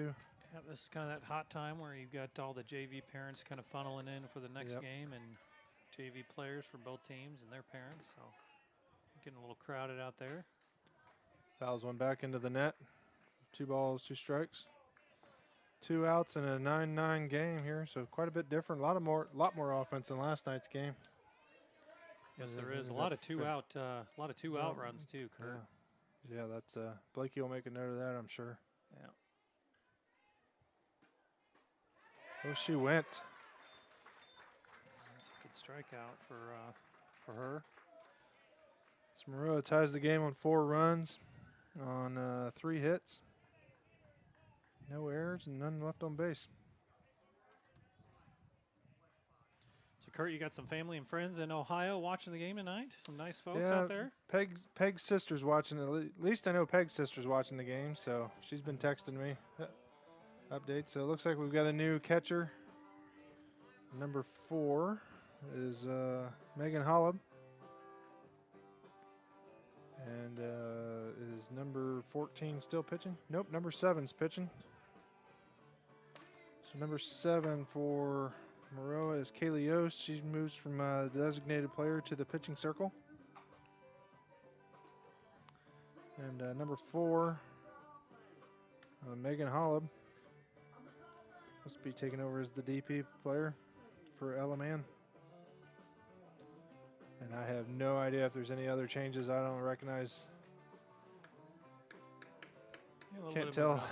Don't know the girls well enough on the Maroa. It's sometimes hard enough to recognize the girls from your own team. But well, I know the shortstop's the same because she still got out of that dirt from when she dove Yeah. for Lauren Keever's ball. So.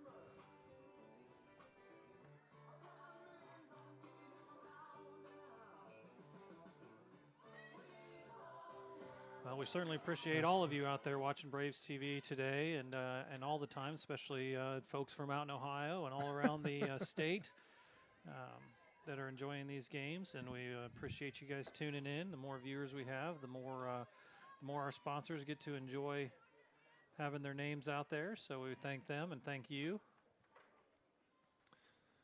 So leading off the bottom of the 5th. So designated players now pitching. Okay, thank you. 4 in at catcher. So the bottom of the 5th is being led off here by Kinsey Shoemate. Leading off the Got bottom a of the single and a 15th, double, left line, center fielder, 2 runs 12, scored, Kinsey so Shoemate. outside, ball 1.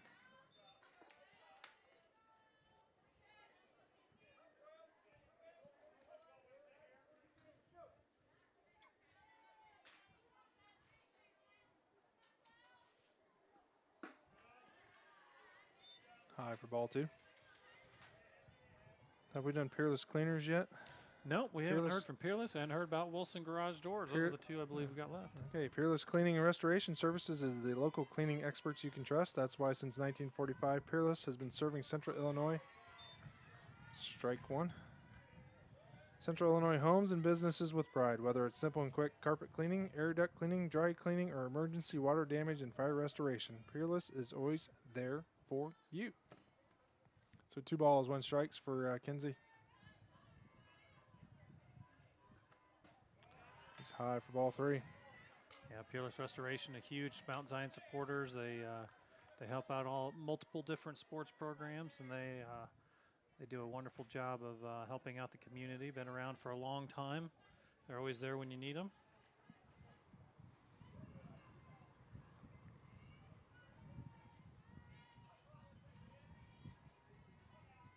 Three-one count here for Kinsey. High for leadoff walk. Good at bat for Kinsey Shoemate. Good patience. Good pitch recognition there. Brings up Lauren Keevers. Almost certainly expect to see a bunt here from Lauren. The question is, does he wait and let Kinsey Shoemate steal second base, or does Now he batting first have her base, bunt number right away? 17, Lauren Keevers. Lauren singled past the diving shortstop on her second at bat after a bunt in her first at bat to show and bunt all the way. Gets it down a couple feet in front of the plate. That's going to be so third baseman fields it. Gets Lauren out, does her job. Yep. Lauren's definitely done her job tonight. What an excellent night for her. Yeah. Not over yet for sure, but she's definitely helped her teammates out, getting that bunt down, moving a runner, and Yeah, it's getting twice the now. RBI, Now coming to getting the plate, other number RBI 7, Marin single Singer. as well. So speaking of Wilson Garage Doors, they were incorporated, opening new doors for Central Illinois. Services include sales and installation of CHI and Haas overhead doors and lift master and linear garage door openers, adjusting and replacing torsion and extension springs, yearly maintenance to increase the longevity of springs and openers, and installation of entry and storm doors. Wilson Garage Doors Incorporated is fully insured. We take pride in our work and excellent customer service. Have over 55 years of combined overhead door experience. Call or text us at 217-855-6672. Go Braves. First pitch was a ball and takes the second one as a strike. So 1-1 count here for Marin, who grounded out to the pitcher on her last at bat. Has a ground out to third base on an RBI, and was hit by a pitch in her first at bat and scored the first run. Ball gets away from the catcher, from Miss Holub. Gets Kinsey over to third. And a 2-1 count for Marin Stenger. Megan Holub. Megan. I know her dad, so so that's how I can remember her last name, but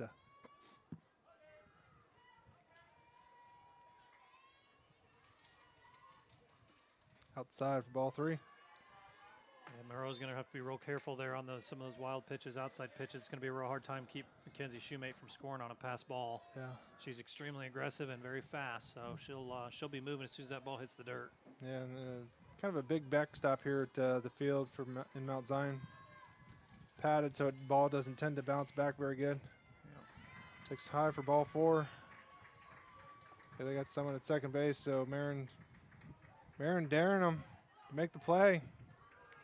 And she just kind of watches, pitcher just kind of watches her trot over to second. So tried to get into a rundown to score Kenzie, but not having Maroa not falling for it. Brings up Caitlin Maley, who's reached every time. She's got a single, a double, reached on an error, scored 3 runs. So real good night for Caitlin. Proud of her. She had been struggling a little bit at the plate, so good to see her scoring some runs, getting on base. Takes a pitch on the outside corner for strike 1.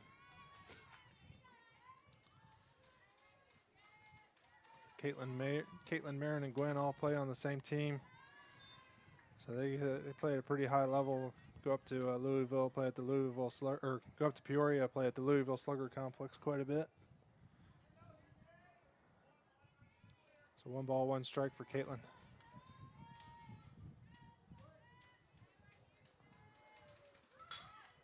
Yeah, Coach Blakey definitely trying his best to plate that runner at third, and even though I kind of have a feeling it might take more than just 1 run to win this game, Kurt, the way things have been going, both teams putting the bat on the ball pretty well.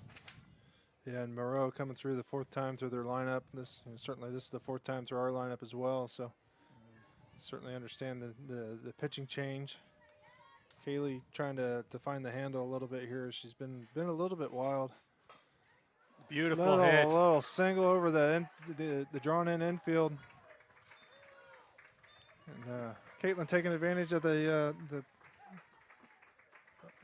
Marin being at third to sneak on over.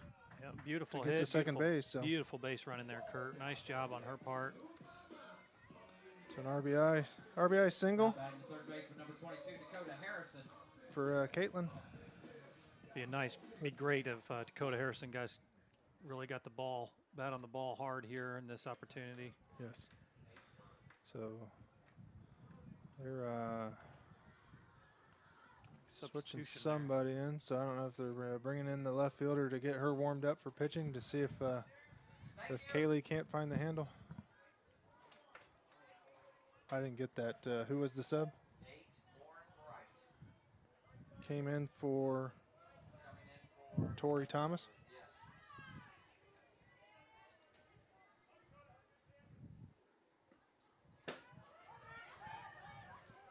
There's that wild pitch.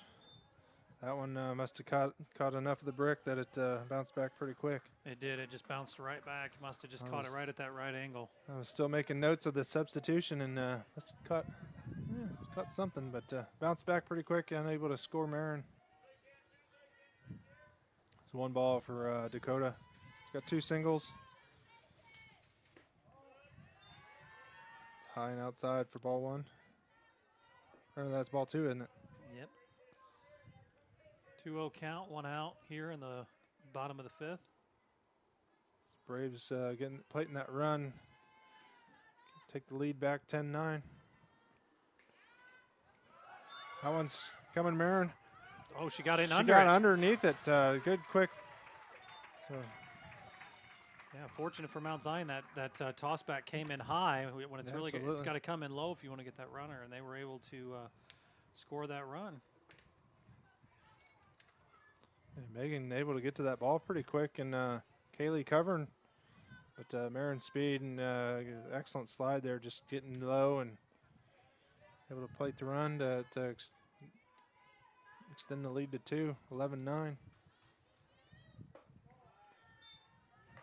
Another walk thrown by Kaylee.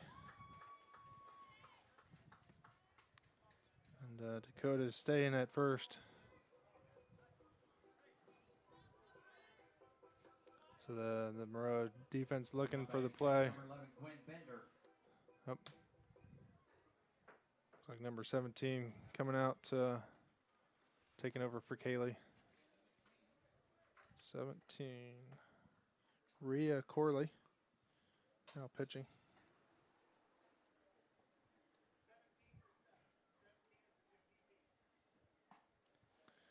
$17 for 7.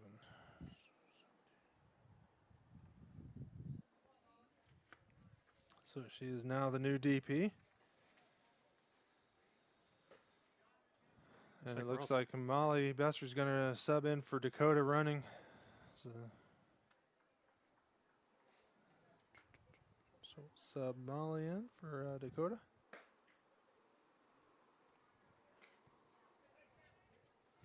Yeah, you expect to see Molly Besser at second base on the first pitch here. And yeah, absolutely. She's one of the quick youngsters that Coach Blakey's got on his team. So we'll likely have second and third with one out. Opportunity for a cleanup hitter to do some damage.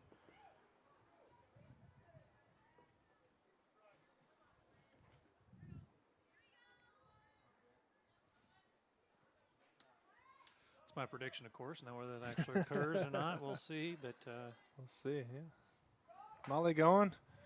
Little ground ball to third base. I was hoping that might look like it was going low, but able to corral it in. So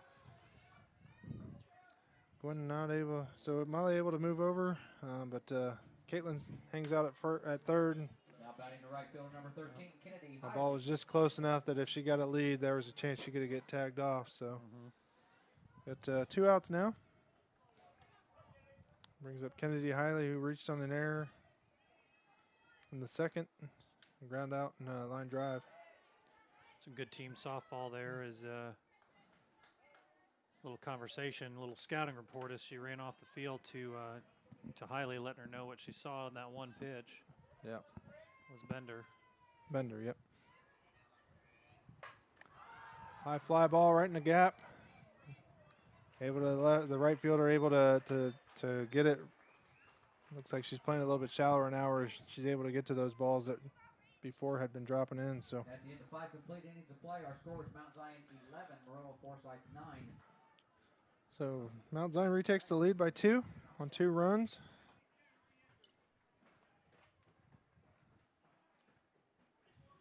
So I heard Dakota 22 re-entering. Yep, she's back to third base as Molly steps out. So Burns Bessers for the game, but Mount Zion scored 2 runs on 1 hit. Left 2 on base, a couple walks. Yeah, we definitely had some base runners there, and fortunately stranded a couple of them at the end. Yeah, three walks in that inning. That's the pretty quick hook on Kaylee Yost as the substitute pitcher there. So Lauren back in the circle. So Dakota re-enters the game at third. You got Caitlin and Marin in the middle of the infield. Lauren Keevers over at first base, and it looks like our outfitters remain the same with Peyton Corson, Kenzie Shoemate, and Kennedy Hiley jogging over to right field. Brings up Jaden Corley. Popped out to in foul territory to Dakota. He had a ground out to the shortstop and reached on a single up the middle to score the second run of that first inning. You did not miss anything. Leading off the 6th inning from Maroa-Forsyth. Other than our bits of wisdom, Kurt. Yeah, total. So that was a little bit of a conversation up here in the press box.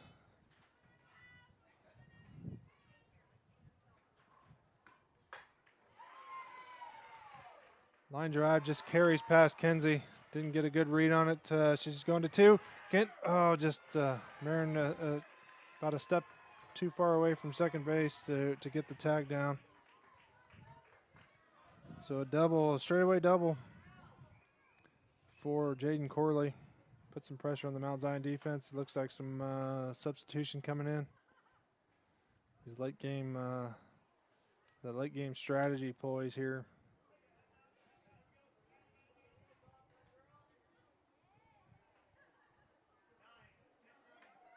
Thank you. So 9 entering for 15. Second base, number 9, Val Folk. Now batting the second base, number 16, Zoe Clark.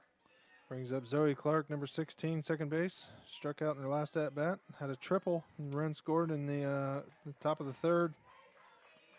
Reached on an error.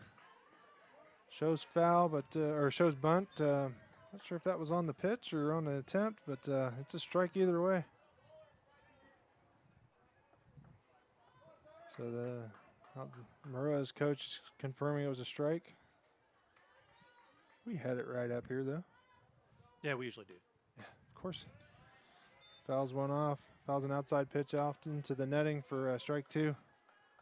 Now, whether I have the balls and strikes correct on the screen is another thing. I think we're just going You're to only doing 3 jobs tonight, Yeah. Billy, so we'll cut you some Okay. slack. We're just going to recommend everybody at home go ahead and get your own clickers and keep your own balls and strikes. Outside. Lauren trying to get that outside call, but that one was about the middle of the other batter's box, so hard to call that one a strike. 1 ball, 2 strikes here, no outs. Runner on 2. Fouls one back.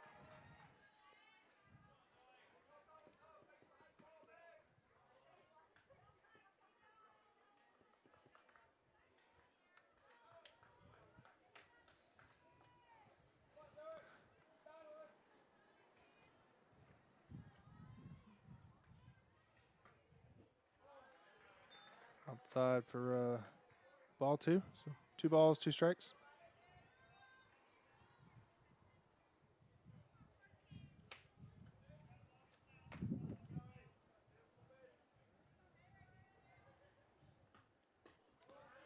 High for ball 3, brings the count full. So again, Mount Zion leads 11-9 here in the top of the 6th. Trying to get out from behind this 4-game losing streak that they've been on. So a win here tonight would be a big boost of confidence for them. It's a called 3rd strike for the first out of the inning. Beautiful pitch right there. Absolutely. That's what, the 3rd or 4th one of those Lauren's been able to get. Now batting is designated player number 14, Marina. Yeah, That's Mount Zion trying to keep the tying run off a base here in the top of the 6th. Brings up Marina Roman. She popped out to center field, doubled off the fence, and struck out. So she's got a run scored tonight. Takes one high for ball 1. Marin, Peyton, and Lauren all paying attention to that runner at second base, not letting her take advantage of trying to catch us napping or anything like that.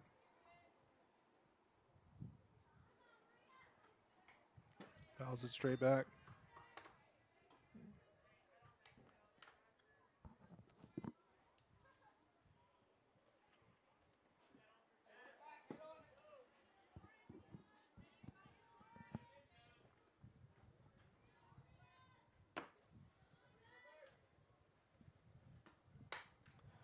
High fly ball. That one is over the fence as well. The wind helping that one out. 2-run home run ties the game up at 11. 2 swings of the bat there, Kurt, counting for 5 Maroa runs to tie this game at 11.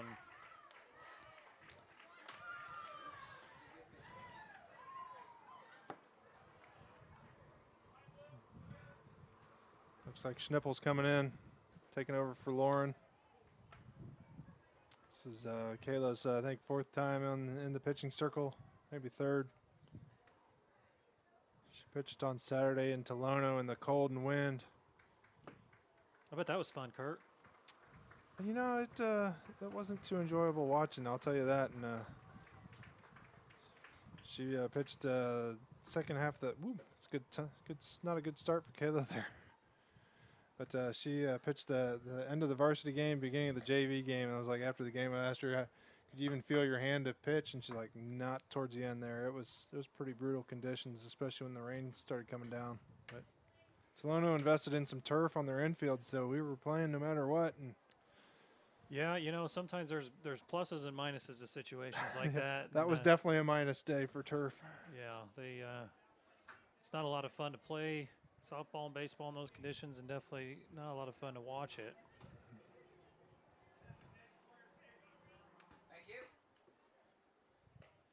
So moves Kayla into the pitcher, and I think Lauren goes to the designated player. At least not in the early spring. You get in a little bit later where it's not super cold and it's not quite as bad. But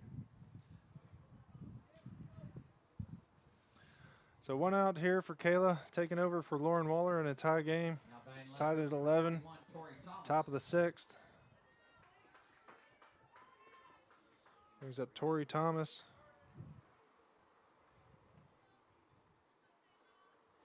Doubled in her last at bat and scored a run on the first home run. Oh, no, she scored on the previous ball one. The wind is still blowing pretty hard down there. Yeah, it's Looking at definitely firing off here. Got the young ladies in the stands, their hair blowing all around. Hard hit curve. Out to Kennedy and left. Marin tried to dive for it, but able to sneak it past her for a single. Brings up number 17, Rhea Corley. It's her first at bat. Number 17, Rhea Corley. As she came in to pitch in that last inning.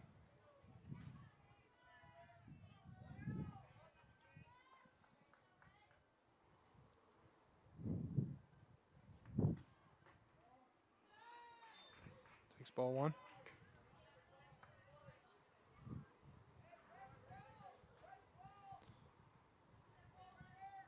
It's 1 ball, no strikes.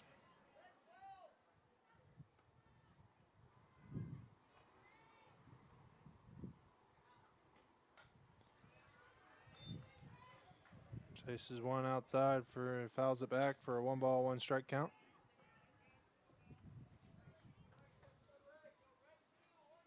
It's going to be a late night, Billy. We're having a whole nother game coming after this. Yeah, there is. This game slowed down a little bit. It's kind of similar to last night. Innings were chugging right along. Got the lead. Oh no, the ball got away from Marin. She's going to 3. Kenzie holding the ball, keeping the runner at first and third.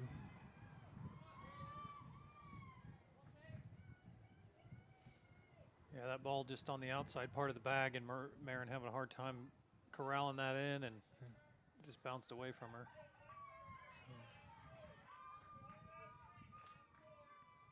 So subbing in the runner at first base. Courtesy runner Courtesy for the pitcher. runner for the pitcher, yeah.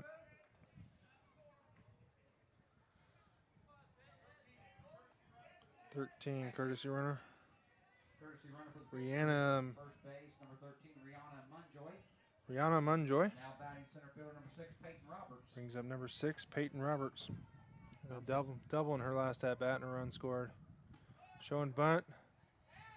Yeah, Mount Zion's infield in here to keep that runner off, keep that runner from scoring. Strike on the pitch. Yep. Dakota kind of crashing on the bunt show, and runner able to get to second without the throw. They tried to check on the runner on inside for ball 1. 1 ball, 1 strike. And, the umpire looking down, seeing plate's kind of covered, so he's going to go clean it off quick and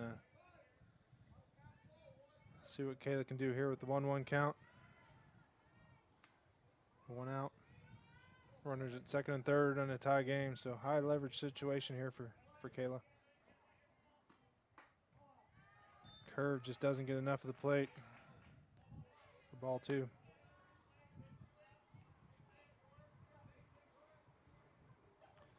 I don't know, that looked like closer in than some of those called thirds that we got earlier in the day, but we'll call it a ball. Left one in the middle. Kenzie able to field it, but it's deep enough that scores a run on the sac fly for the second out of the inning. Gives Maroa the 12-11 lead. Now batting right fielder, number 11, Reese Turpak. Mount Zion just struggling to close games out of both the varsity and JV this year. There's been a couple of the JV games where we took leads late and had leads late in the game and let it fall away. But curve gets Reese Turpak swinging. Strike 1. So 2 outs now with Maroa taking the lead 12-11. Yeah, just important for Mount Zion right now to get this last out and get themselves back in the batter's box. Nice pitch. Change up just floating in there. Reese didn't want anything to do with it, so I guess that's why the coach always tells you that's why you get 3. Yeah. So no balls, 2 strikes, 2 outs here for Reese. With the runner at 2 still. That ball just didn't. Then that ball didn't carry like some of the other ones had earlier. And Reese able to. Kenzie kind of held back, waiting to see if it was going to carry or not. Yeah, by the time she got a jump on it, she had to crash real hard on that, and her momentum was just coming too hard forward. It scores a run on the. She was going on the hit, and yeah, so extends the lead to 13-11, brings up the top of the order for Hallie Mitchell. She's got 2 runs scored. She's the one who hit the home run on her last at bat. So don't leave it over the middle of the plate for her. Obviously, you know she can hit it hard.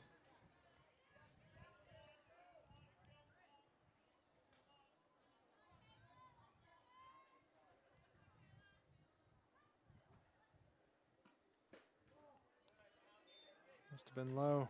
Ball 2.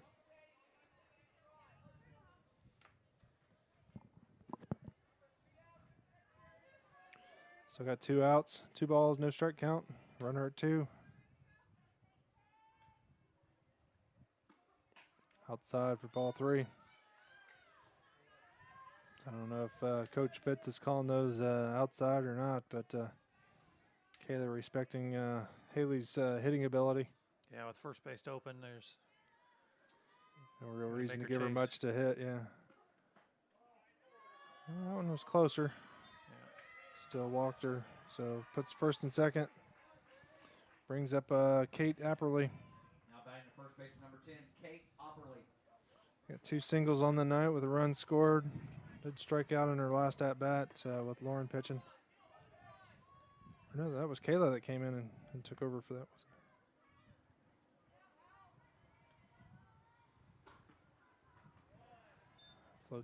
Floats change up in a little high.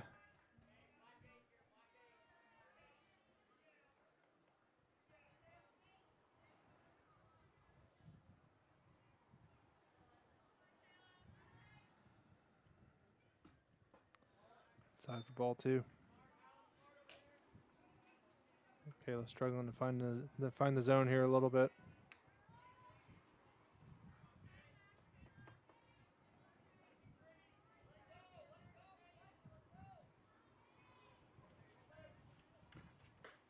nice pitch. Strike. 2-1 count. 2 outs with runners at first and second, with Maroa hanging on to that 2-run lead.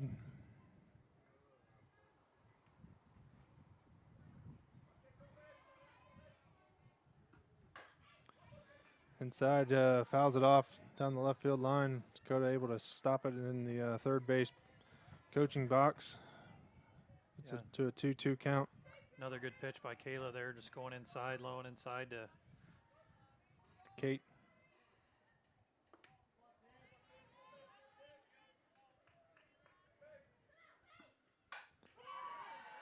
Just able to scoot past Caitlin Maley there. It's short.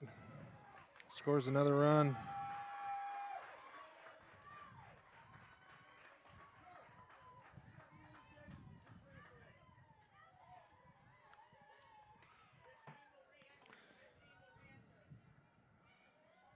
So Kate was able to get to second base kind of on the throw into the shorts, or into Dakota. So extends the lead to 14-11, brings up the 10th batter of the inning. Who is it? Number 15, Jaden Corley. Now batting to third baseman, number 15, Jaden Corley.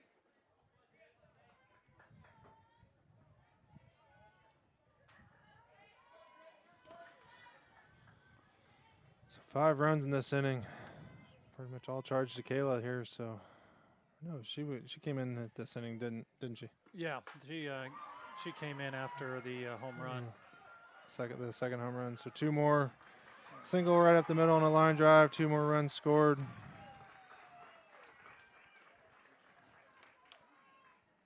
First pitch, single, right up the middle. So Caitlin Caitlin going over to talk to Kayla and just, hey, relax. Let's get out of this. Let's go hit. So extends it to 16-11. Brings up the Gwen going to talk to Kayla and just say, hey, relax. You know how to do this. You got this. Just takes one pitch to get out of this, get Mount Zion back in the dugout so they can score some runs. This game's still well within reach the way the offense has been going today. Definitely an ebb and flow back and forth between the two teams.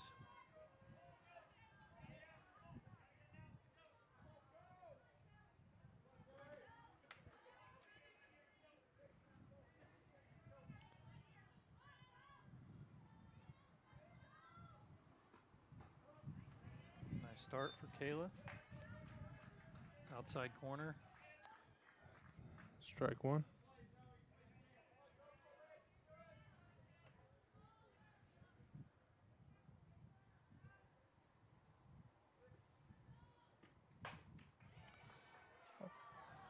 Sweet. Marin able to knock it down right to the charging Caitlin Maley, who picks it up and gets the force out. So absolutely fun way to end the inning is that Marin dives and the ball gets tipped to Caitlin and to Maley.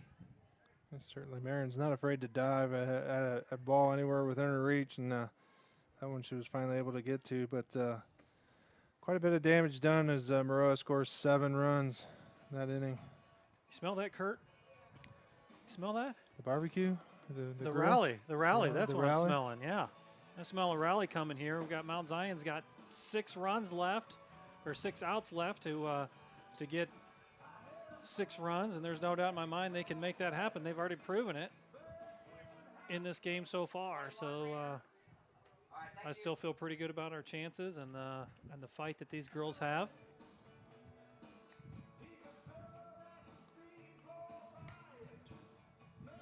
I also smell the barbecue, by the way, Kurt, so some of the best food that you could ever come by in a concession stand here in Mount Zion. I'd fight anybody that says any different. So certainly, you talk about the hits tonight. Maroa's got 17. Mount Zion's got 8, 9, 10. So quite a bit of offense. Yeah, 11 runs in the last 2 innings for Maroa as they're able to just keep plating runs. And Mount Zion scored every inning, so have to keep that up here. Brings Kayla back up, so she's grounded out to shortstop twice and walked. Takes first pitch strike. Getting on base here would certainly help her cause. Absolutely. I know that's the thought that's in her mind right now. She steps up to the plate. Just do whatever you can.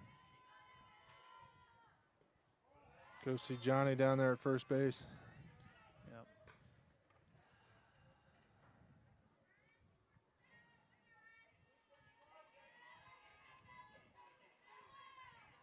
Yeah, you know, she'd like nothing better to get on base for her teammates here. Absolutely.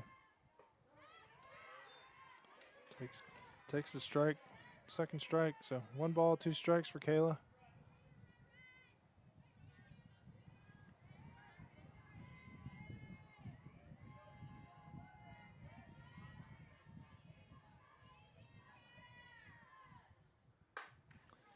Ground ball to second base. Fields it clean. Able to get Kayla out for first out of the inning. Brings up Lauren Waller, walked, scored a run in the second when we scored 5 runs. Now batting the designated player number 14, Lauren Waller. There's a ground out to second base and a pop out to first base.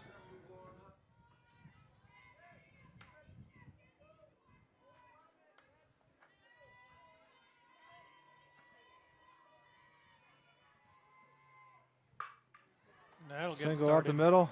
Takes a weird bounce off the lip, but center fielder able to corral it pretty quick and keep Lauren at first base. But nice single on a first pitch for Lauren. Brings up Kinsey Shoemate, who's got Now batting center fielder number 12, Kinsey Shoemate. single, a double, a walk, and 3 runs scored. So Kinsey's having a pretty good night at the plate.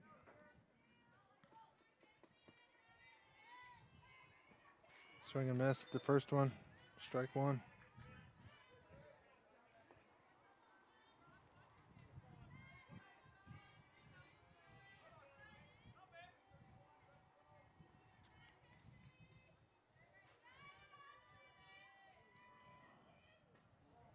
Outside, ball one. 1 ball, 1 strike.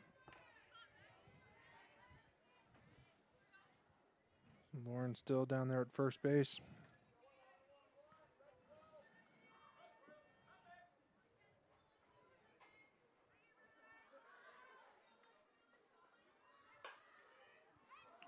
Just foul, just outside the third base bag. 1 ball, 2 strikes for Kenzie.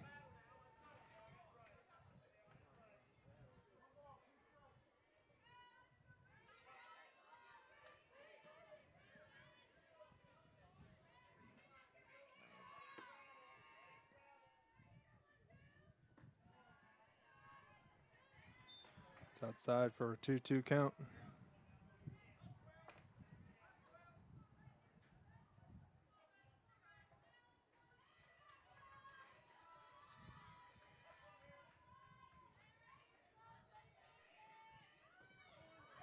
Swings on one in the dirt. And she touched kicked it in fair territory. Kicked it, so that's runner interference, strikeout, however you want to call it. Either way, it's the second out of the inning. Brings up Lauren Keebers. Lauren did take advantage of the distraction to sneak over to second base. But either way, I guess first base was occupied on the pitch, so the swing and miss, Kinsey was out. Yeah. Keepers is 2 sacrifice bunts and a single. Takes first pitch low and away for ball 1. 1 ball, no strikes. 2 outs here. Maroa continues to lead 16-11. Inside.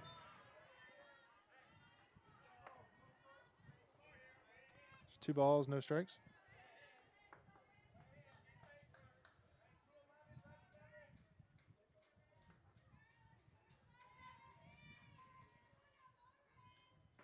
Outside. So working inside, outside on Lauren.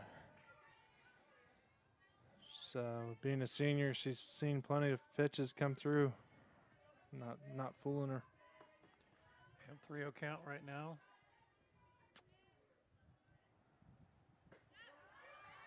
Throws it right down the middle as Lauren was taking.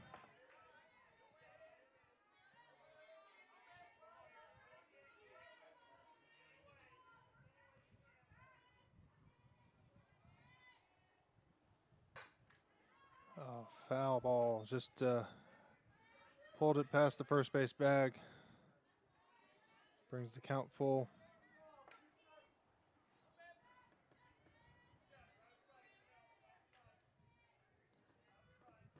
Still got to check to see if they got the pork burgers down there at the concession stand this year or not. I saw some They pork do? chops. All right, they do. All right. I'm going to partake in one of those between games here. Outside corner. Called third strike, so. He has been calling that all night. He has, so. Not a good time to score or not score any runs. So no runs on 1 hit and left 1 on base. Kayla coming back for another inning of work here. Gwen still behind the plate. Dakota at third. The rest of the infielders are taking their time coming out here as they were on base. Lauren jogging over first base, and Caitlin Maley returning to her usual spot in shortstop. Looks like the outfield remains the same with Peyton, Kenzie, and Kennedy.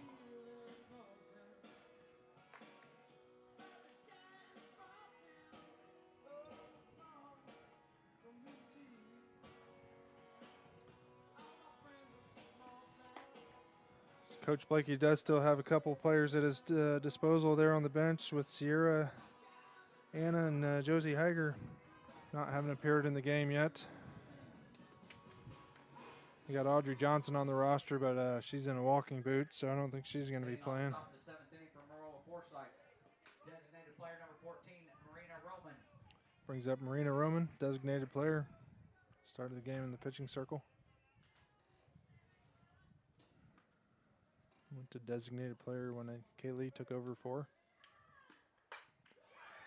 Hard line drive that Kennedy able to take about 5 steps to her right, corral in, so get that all-important first out of the inning. Yep, that's a good start for Mount Zion. Just great play Now batting left out fielder there in number right 21, field. Tori Thomas.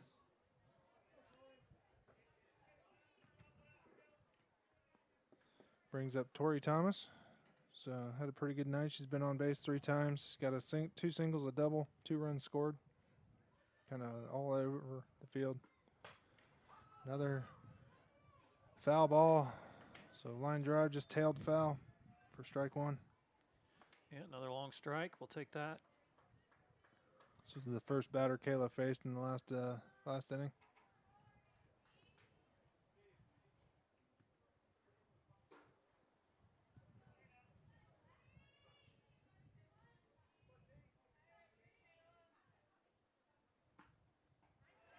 Change up. That was pretty. Pretty. That was pretty. A friend of mine from Stu Strauss would say that's a pretty pitch right there. One of Kayla's travel team dads. Yeah, that was So a an beauty. 0-2 count. 1 out. That's a good Ooh, spot. that, must have been lower than the ups likes because he'd been calling that left-right wise all night. Yes, he has. That's a great spot, though. Make him chase after that. It's 1 ball, 2 strikes. Yep, rolls it in there. Kind of lost the handle of it. I don't know if that was a drop ball or what it was, but It yeah, dropped. it definitely dropped. A little too soon, I think.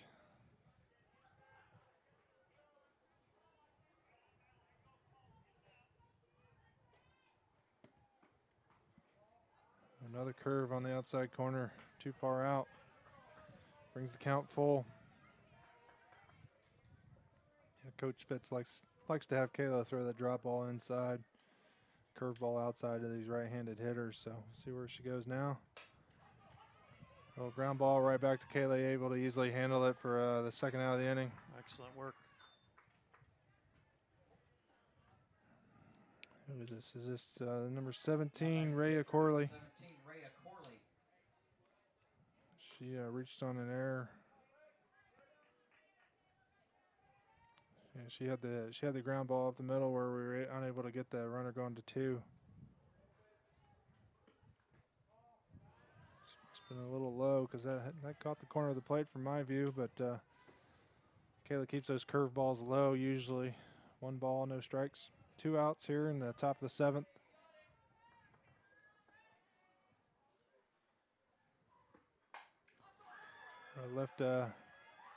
Left one into the no man's land again.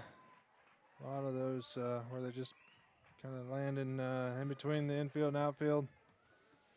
Yeah, that was another one for sure.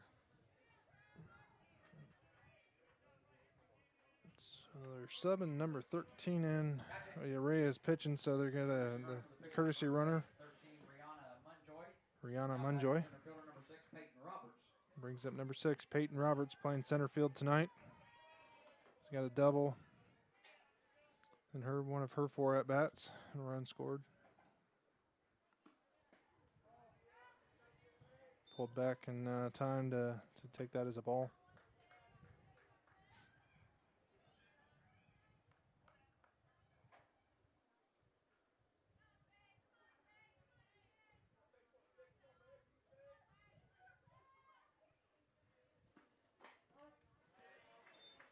Kept There's that curve, again. yeah, kept that curve high enough that got enough the corner.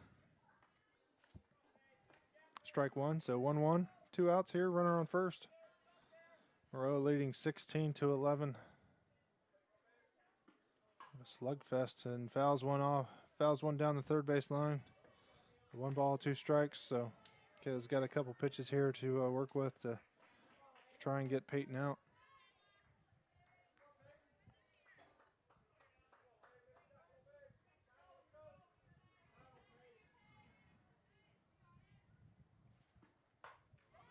Line out right to Lauren Keevers.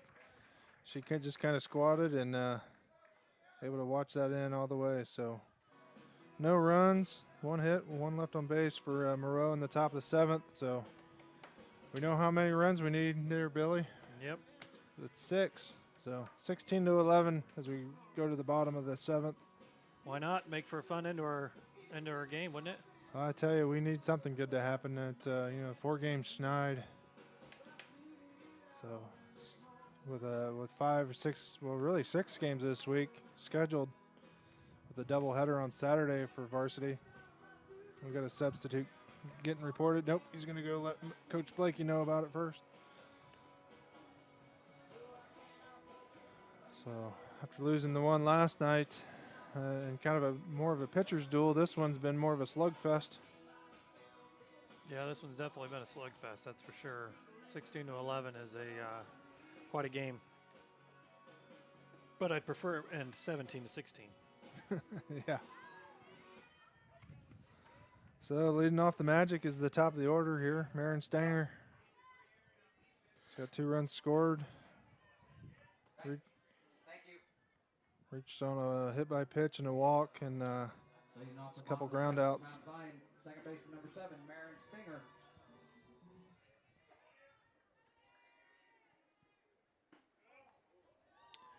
Takes it high for ball 1. It's a good omen for Mount Zion here that they're starting at the top of the lineup, Kurt. Yeah, absolutely. It's 5 runs in the first 3 batters.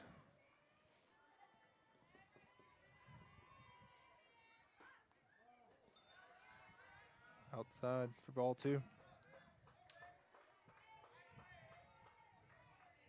Actually 6 runs in the first 3 batters. 5 in just the first 2. So Marin and Caitlin been causing havoc all night. Ball 3. Guessing she's going to be taken here, but she's a good enough hitter. She can probably make that decision. Yep.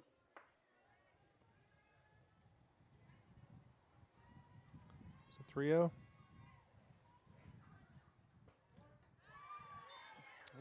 Gets enough of that corner for a 3-1 count.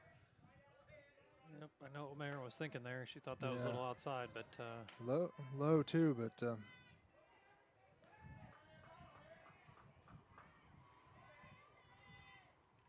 that one, no doubter.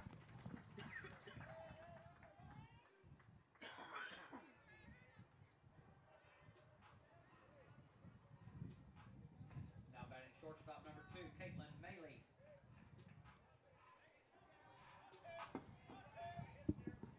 So as Marin draws the walk, it brings up number 2, Caitlin Maley. She's got 3 runs scored. Been on base every time tonight. Takes first pitch strike. So she's got 2 singles, a double, reached on an error, 3 runs scored, couple RBIs. So all in a good day's work. I'd call that a pretty good night for Caitlin. Fouls one, tries to bunt one and fouls it off.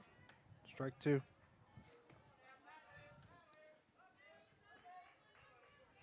So Mount Zion still down 5 here in the bottom of the 7th. See if we can at least make a game of it here.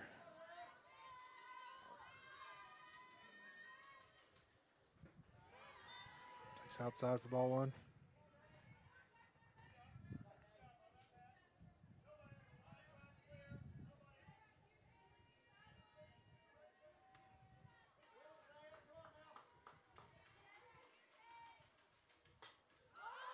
Fouls it out into the stands.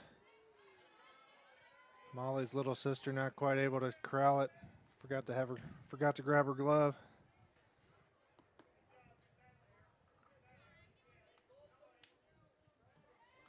The Besser clan certainly has played quite a few sisters, quite a few members of the Besser clan have played a lot of games on this field throughout the years.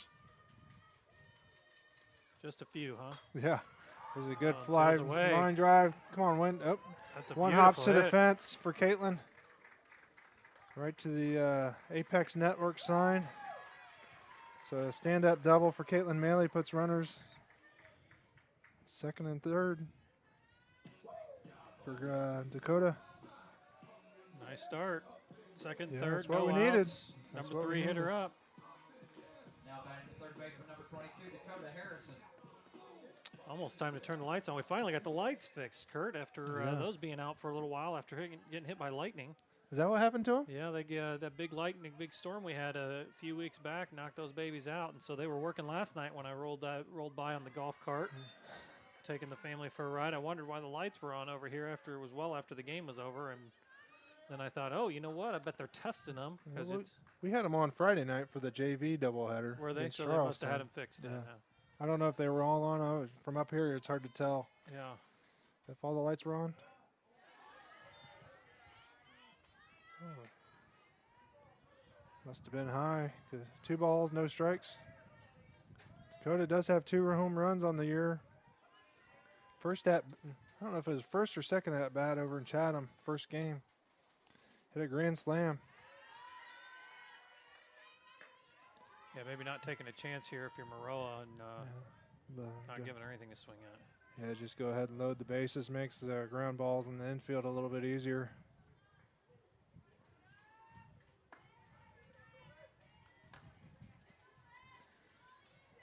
The encouragement of the banging on the fence coming from the Mount Zion dugout.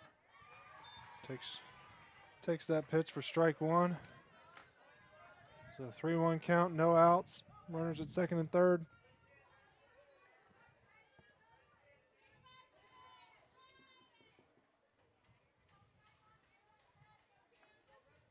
Dakota's been on 3 times tonight.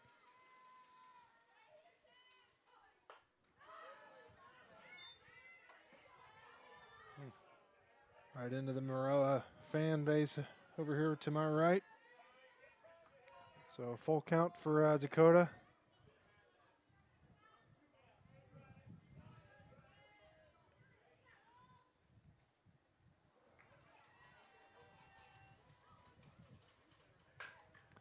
Foul or little dribbler to third base. Marin scores from third. So we got 1 run in. Caitlin follows the runner and sneaks over to third from second. So an RBI ground out for Dakota.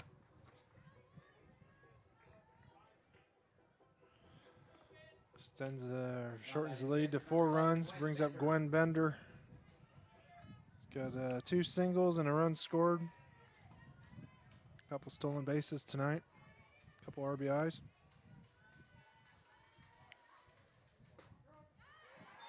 Takes inside corner for strike 1.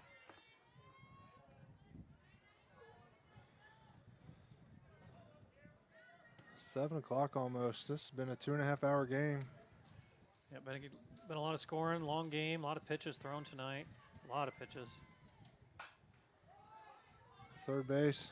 Gonna go home to try and keep the run from scoring. Yep, that's a good job of. Caitlin sees it. Excellent job of running the bases there. Of course, if you're Maroa, I think I wouldn't have worried about that runner. I would have taken that out in a heartbeat. Yeah. She's got Sierra Heiser subbing in for Kennedy Hiley. Sarah Jr. with the unique 3 or 4 half swing warm up. Maybe 10 on this one.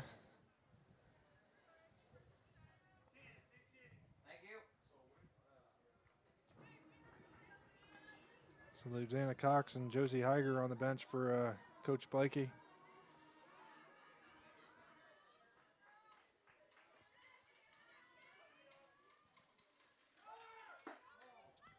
So they throw the ball down as Gwen steals second. Throw it not in time and allows Caitlin Maley to score to bring it to a 3-run game, 16-13. The pitch was a ball. Yeah, a couple of defensive breaks there for Mount Zion, that's for sure. Yeah, the throw to takes a wicked bounce off the brick dust, and the shortstop not able to corral it. So there's another break. Brings the tying run to the plate. I'm gonna roll that in error. I don't know about you, Mr. Rocky, but hard to. I mean, it took some wicked bounces as it went out there to the shortstop, but. Yeah, I think I probably would have rolled that in error as well. That ball did go to her, and she had an opportunity there. So Kayla's reached once on a walk and has 3 ground outs. So.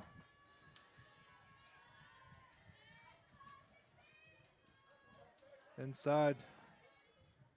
Sierra stays put at first. Yep, and Blakey reminds her, no, you need to see that ball in the dirt and get to second. Yeah, I think he wanted her to go no matter what there. I think he doesn't like girls on the first and third for very long, that's for sure. No, not in this situation with 1 out, down 3.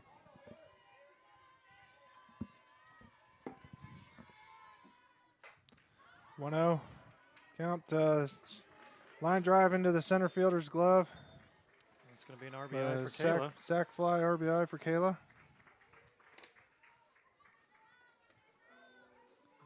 As Gwen scores.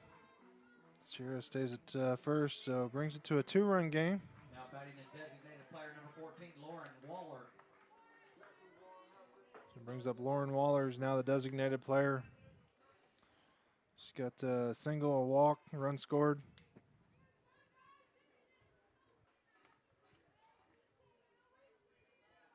Looks like we're going to have a courtesy runner for the pitcher. Or for the, pitcher.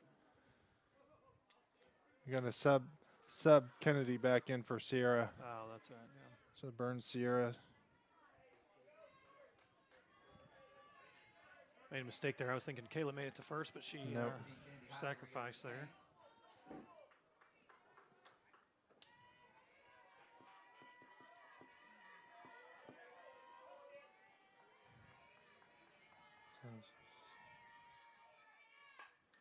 Fouls it straight back into the netting. Strike 1.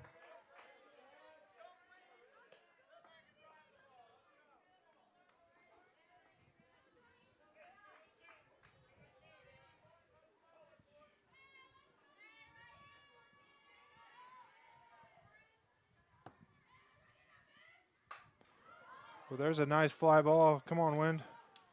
Oh, the left fielder. It's down. Left fielder misjudged it. Carried more, so run coming in. Goodness. Goodness. Lauren able to. Ran into the last out of the game. I understand why she's going, but doggy. Score did count to, but Lauren trying to stretch that out into a triple. That's the ball game. Our final score: Maroa-Forsyth 16, Mount Zion 15. So did make a game out of it. Big We finished the game 16-15 in a 2.5-hour marathon game. And Mount Zion's losing streak stretches to 5 now, isn't it? 2 after the first 2 games, winning the first 2. So 31 runs scored in that game, Kurt, between the 2 teams, and at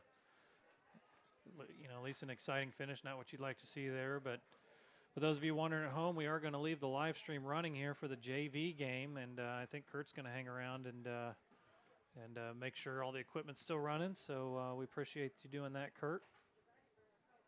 no problem. And so those of you at home, if you want to come back in a little bit, you can see the JV game. This is I'm going to go ahead and sign off. So everybody have a great evening.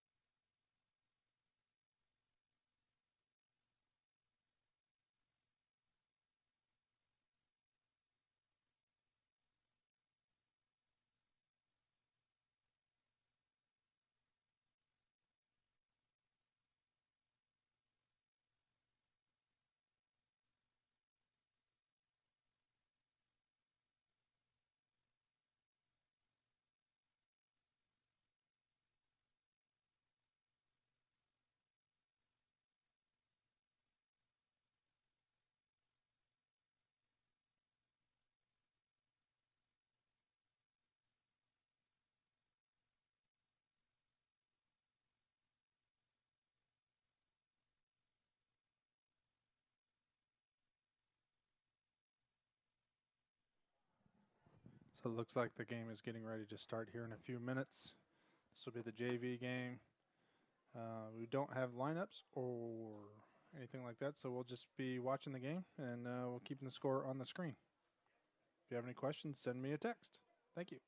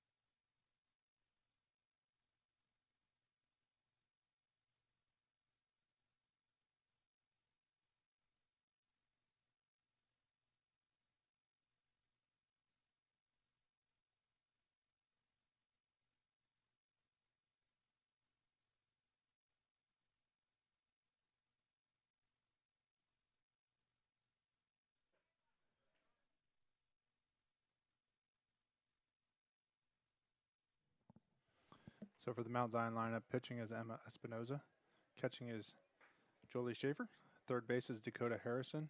Third base is Anna Cox. Second base is Josie Gower. First base is Kayla Schnippel. And this is going to be tricky. It's hard to tell, but right field is Kennedy Hiley. Center field is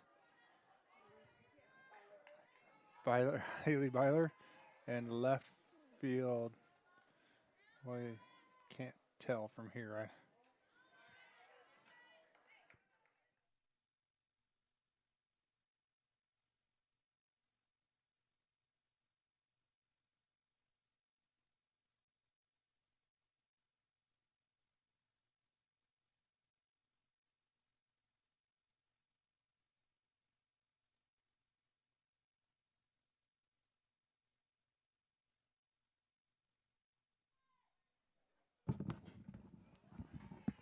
We'll say left field is Molly Besser.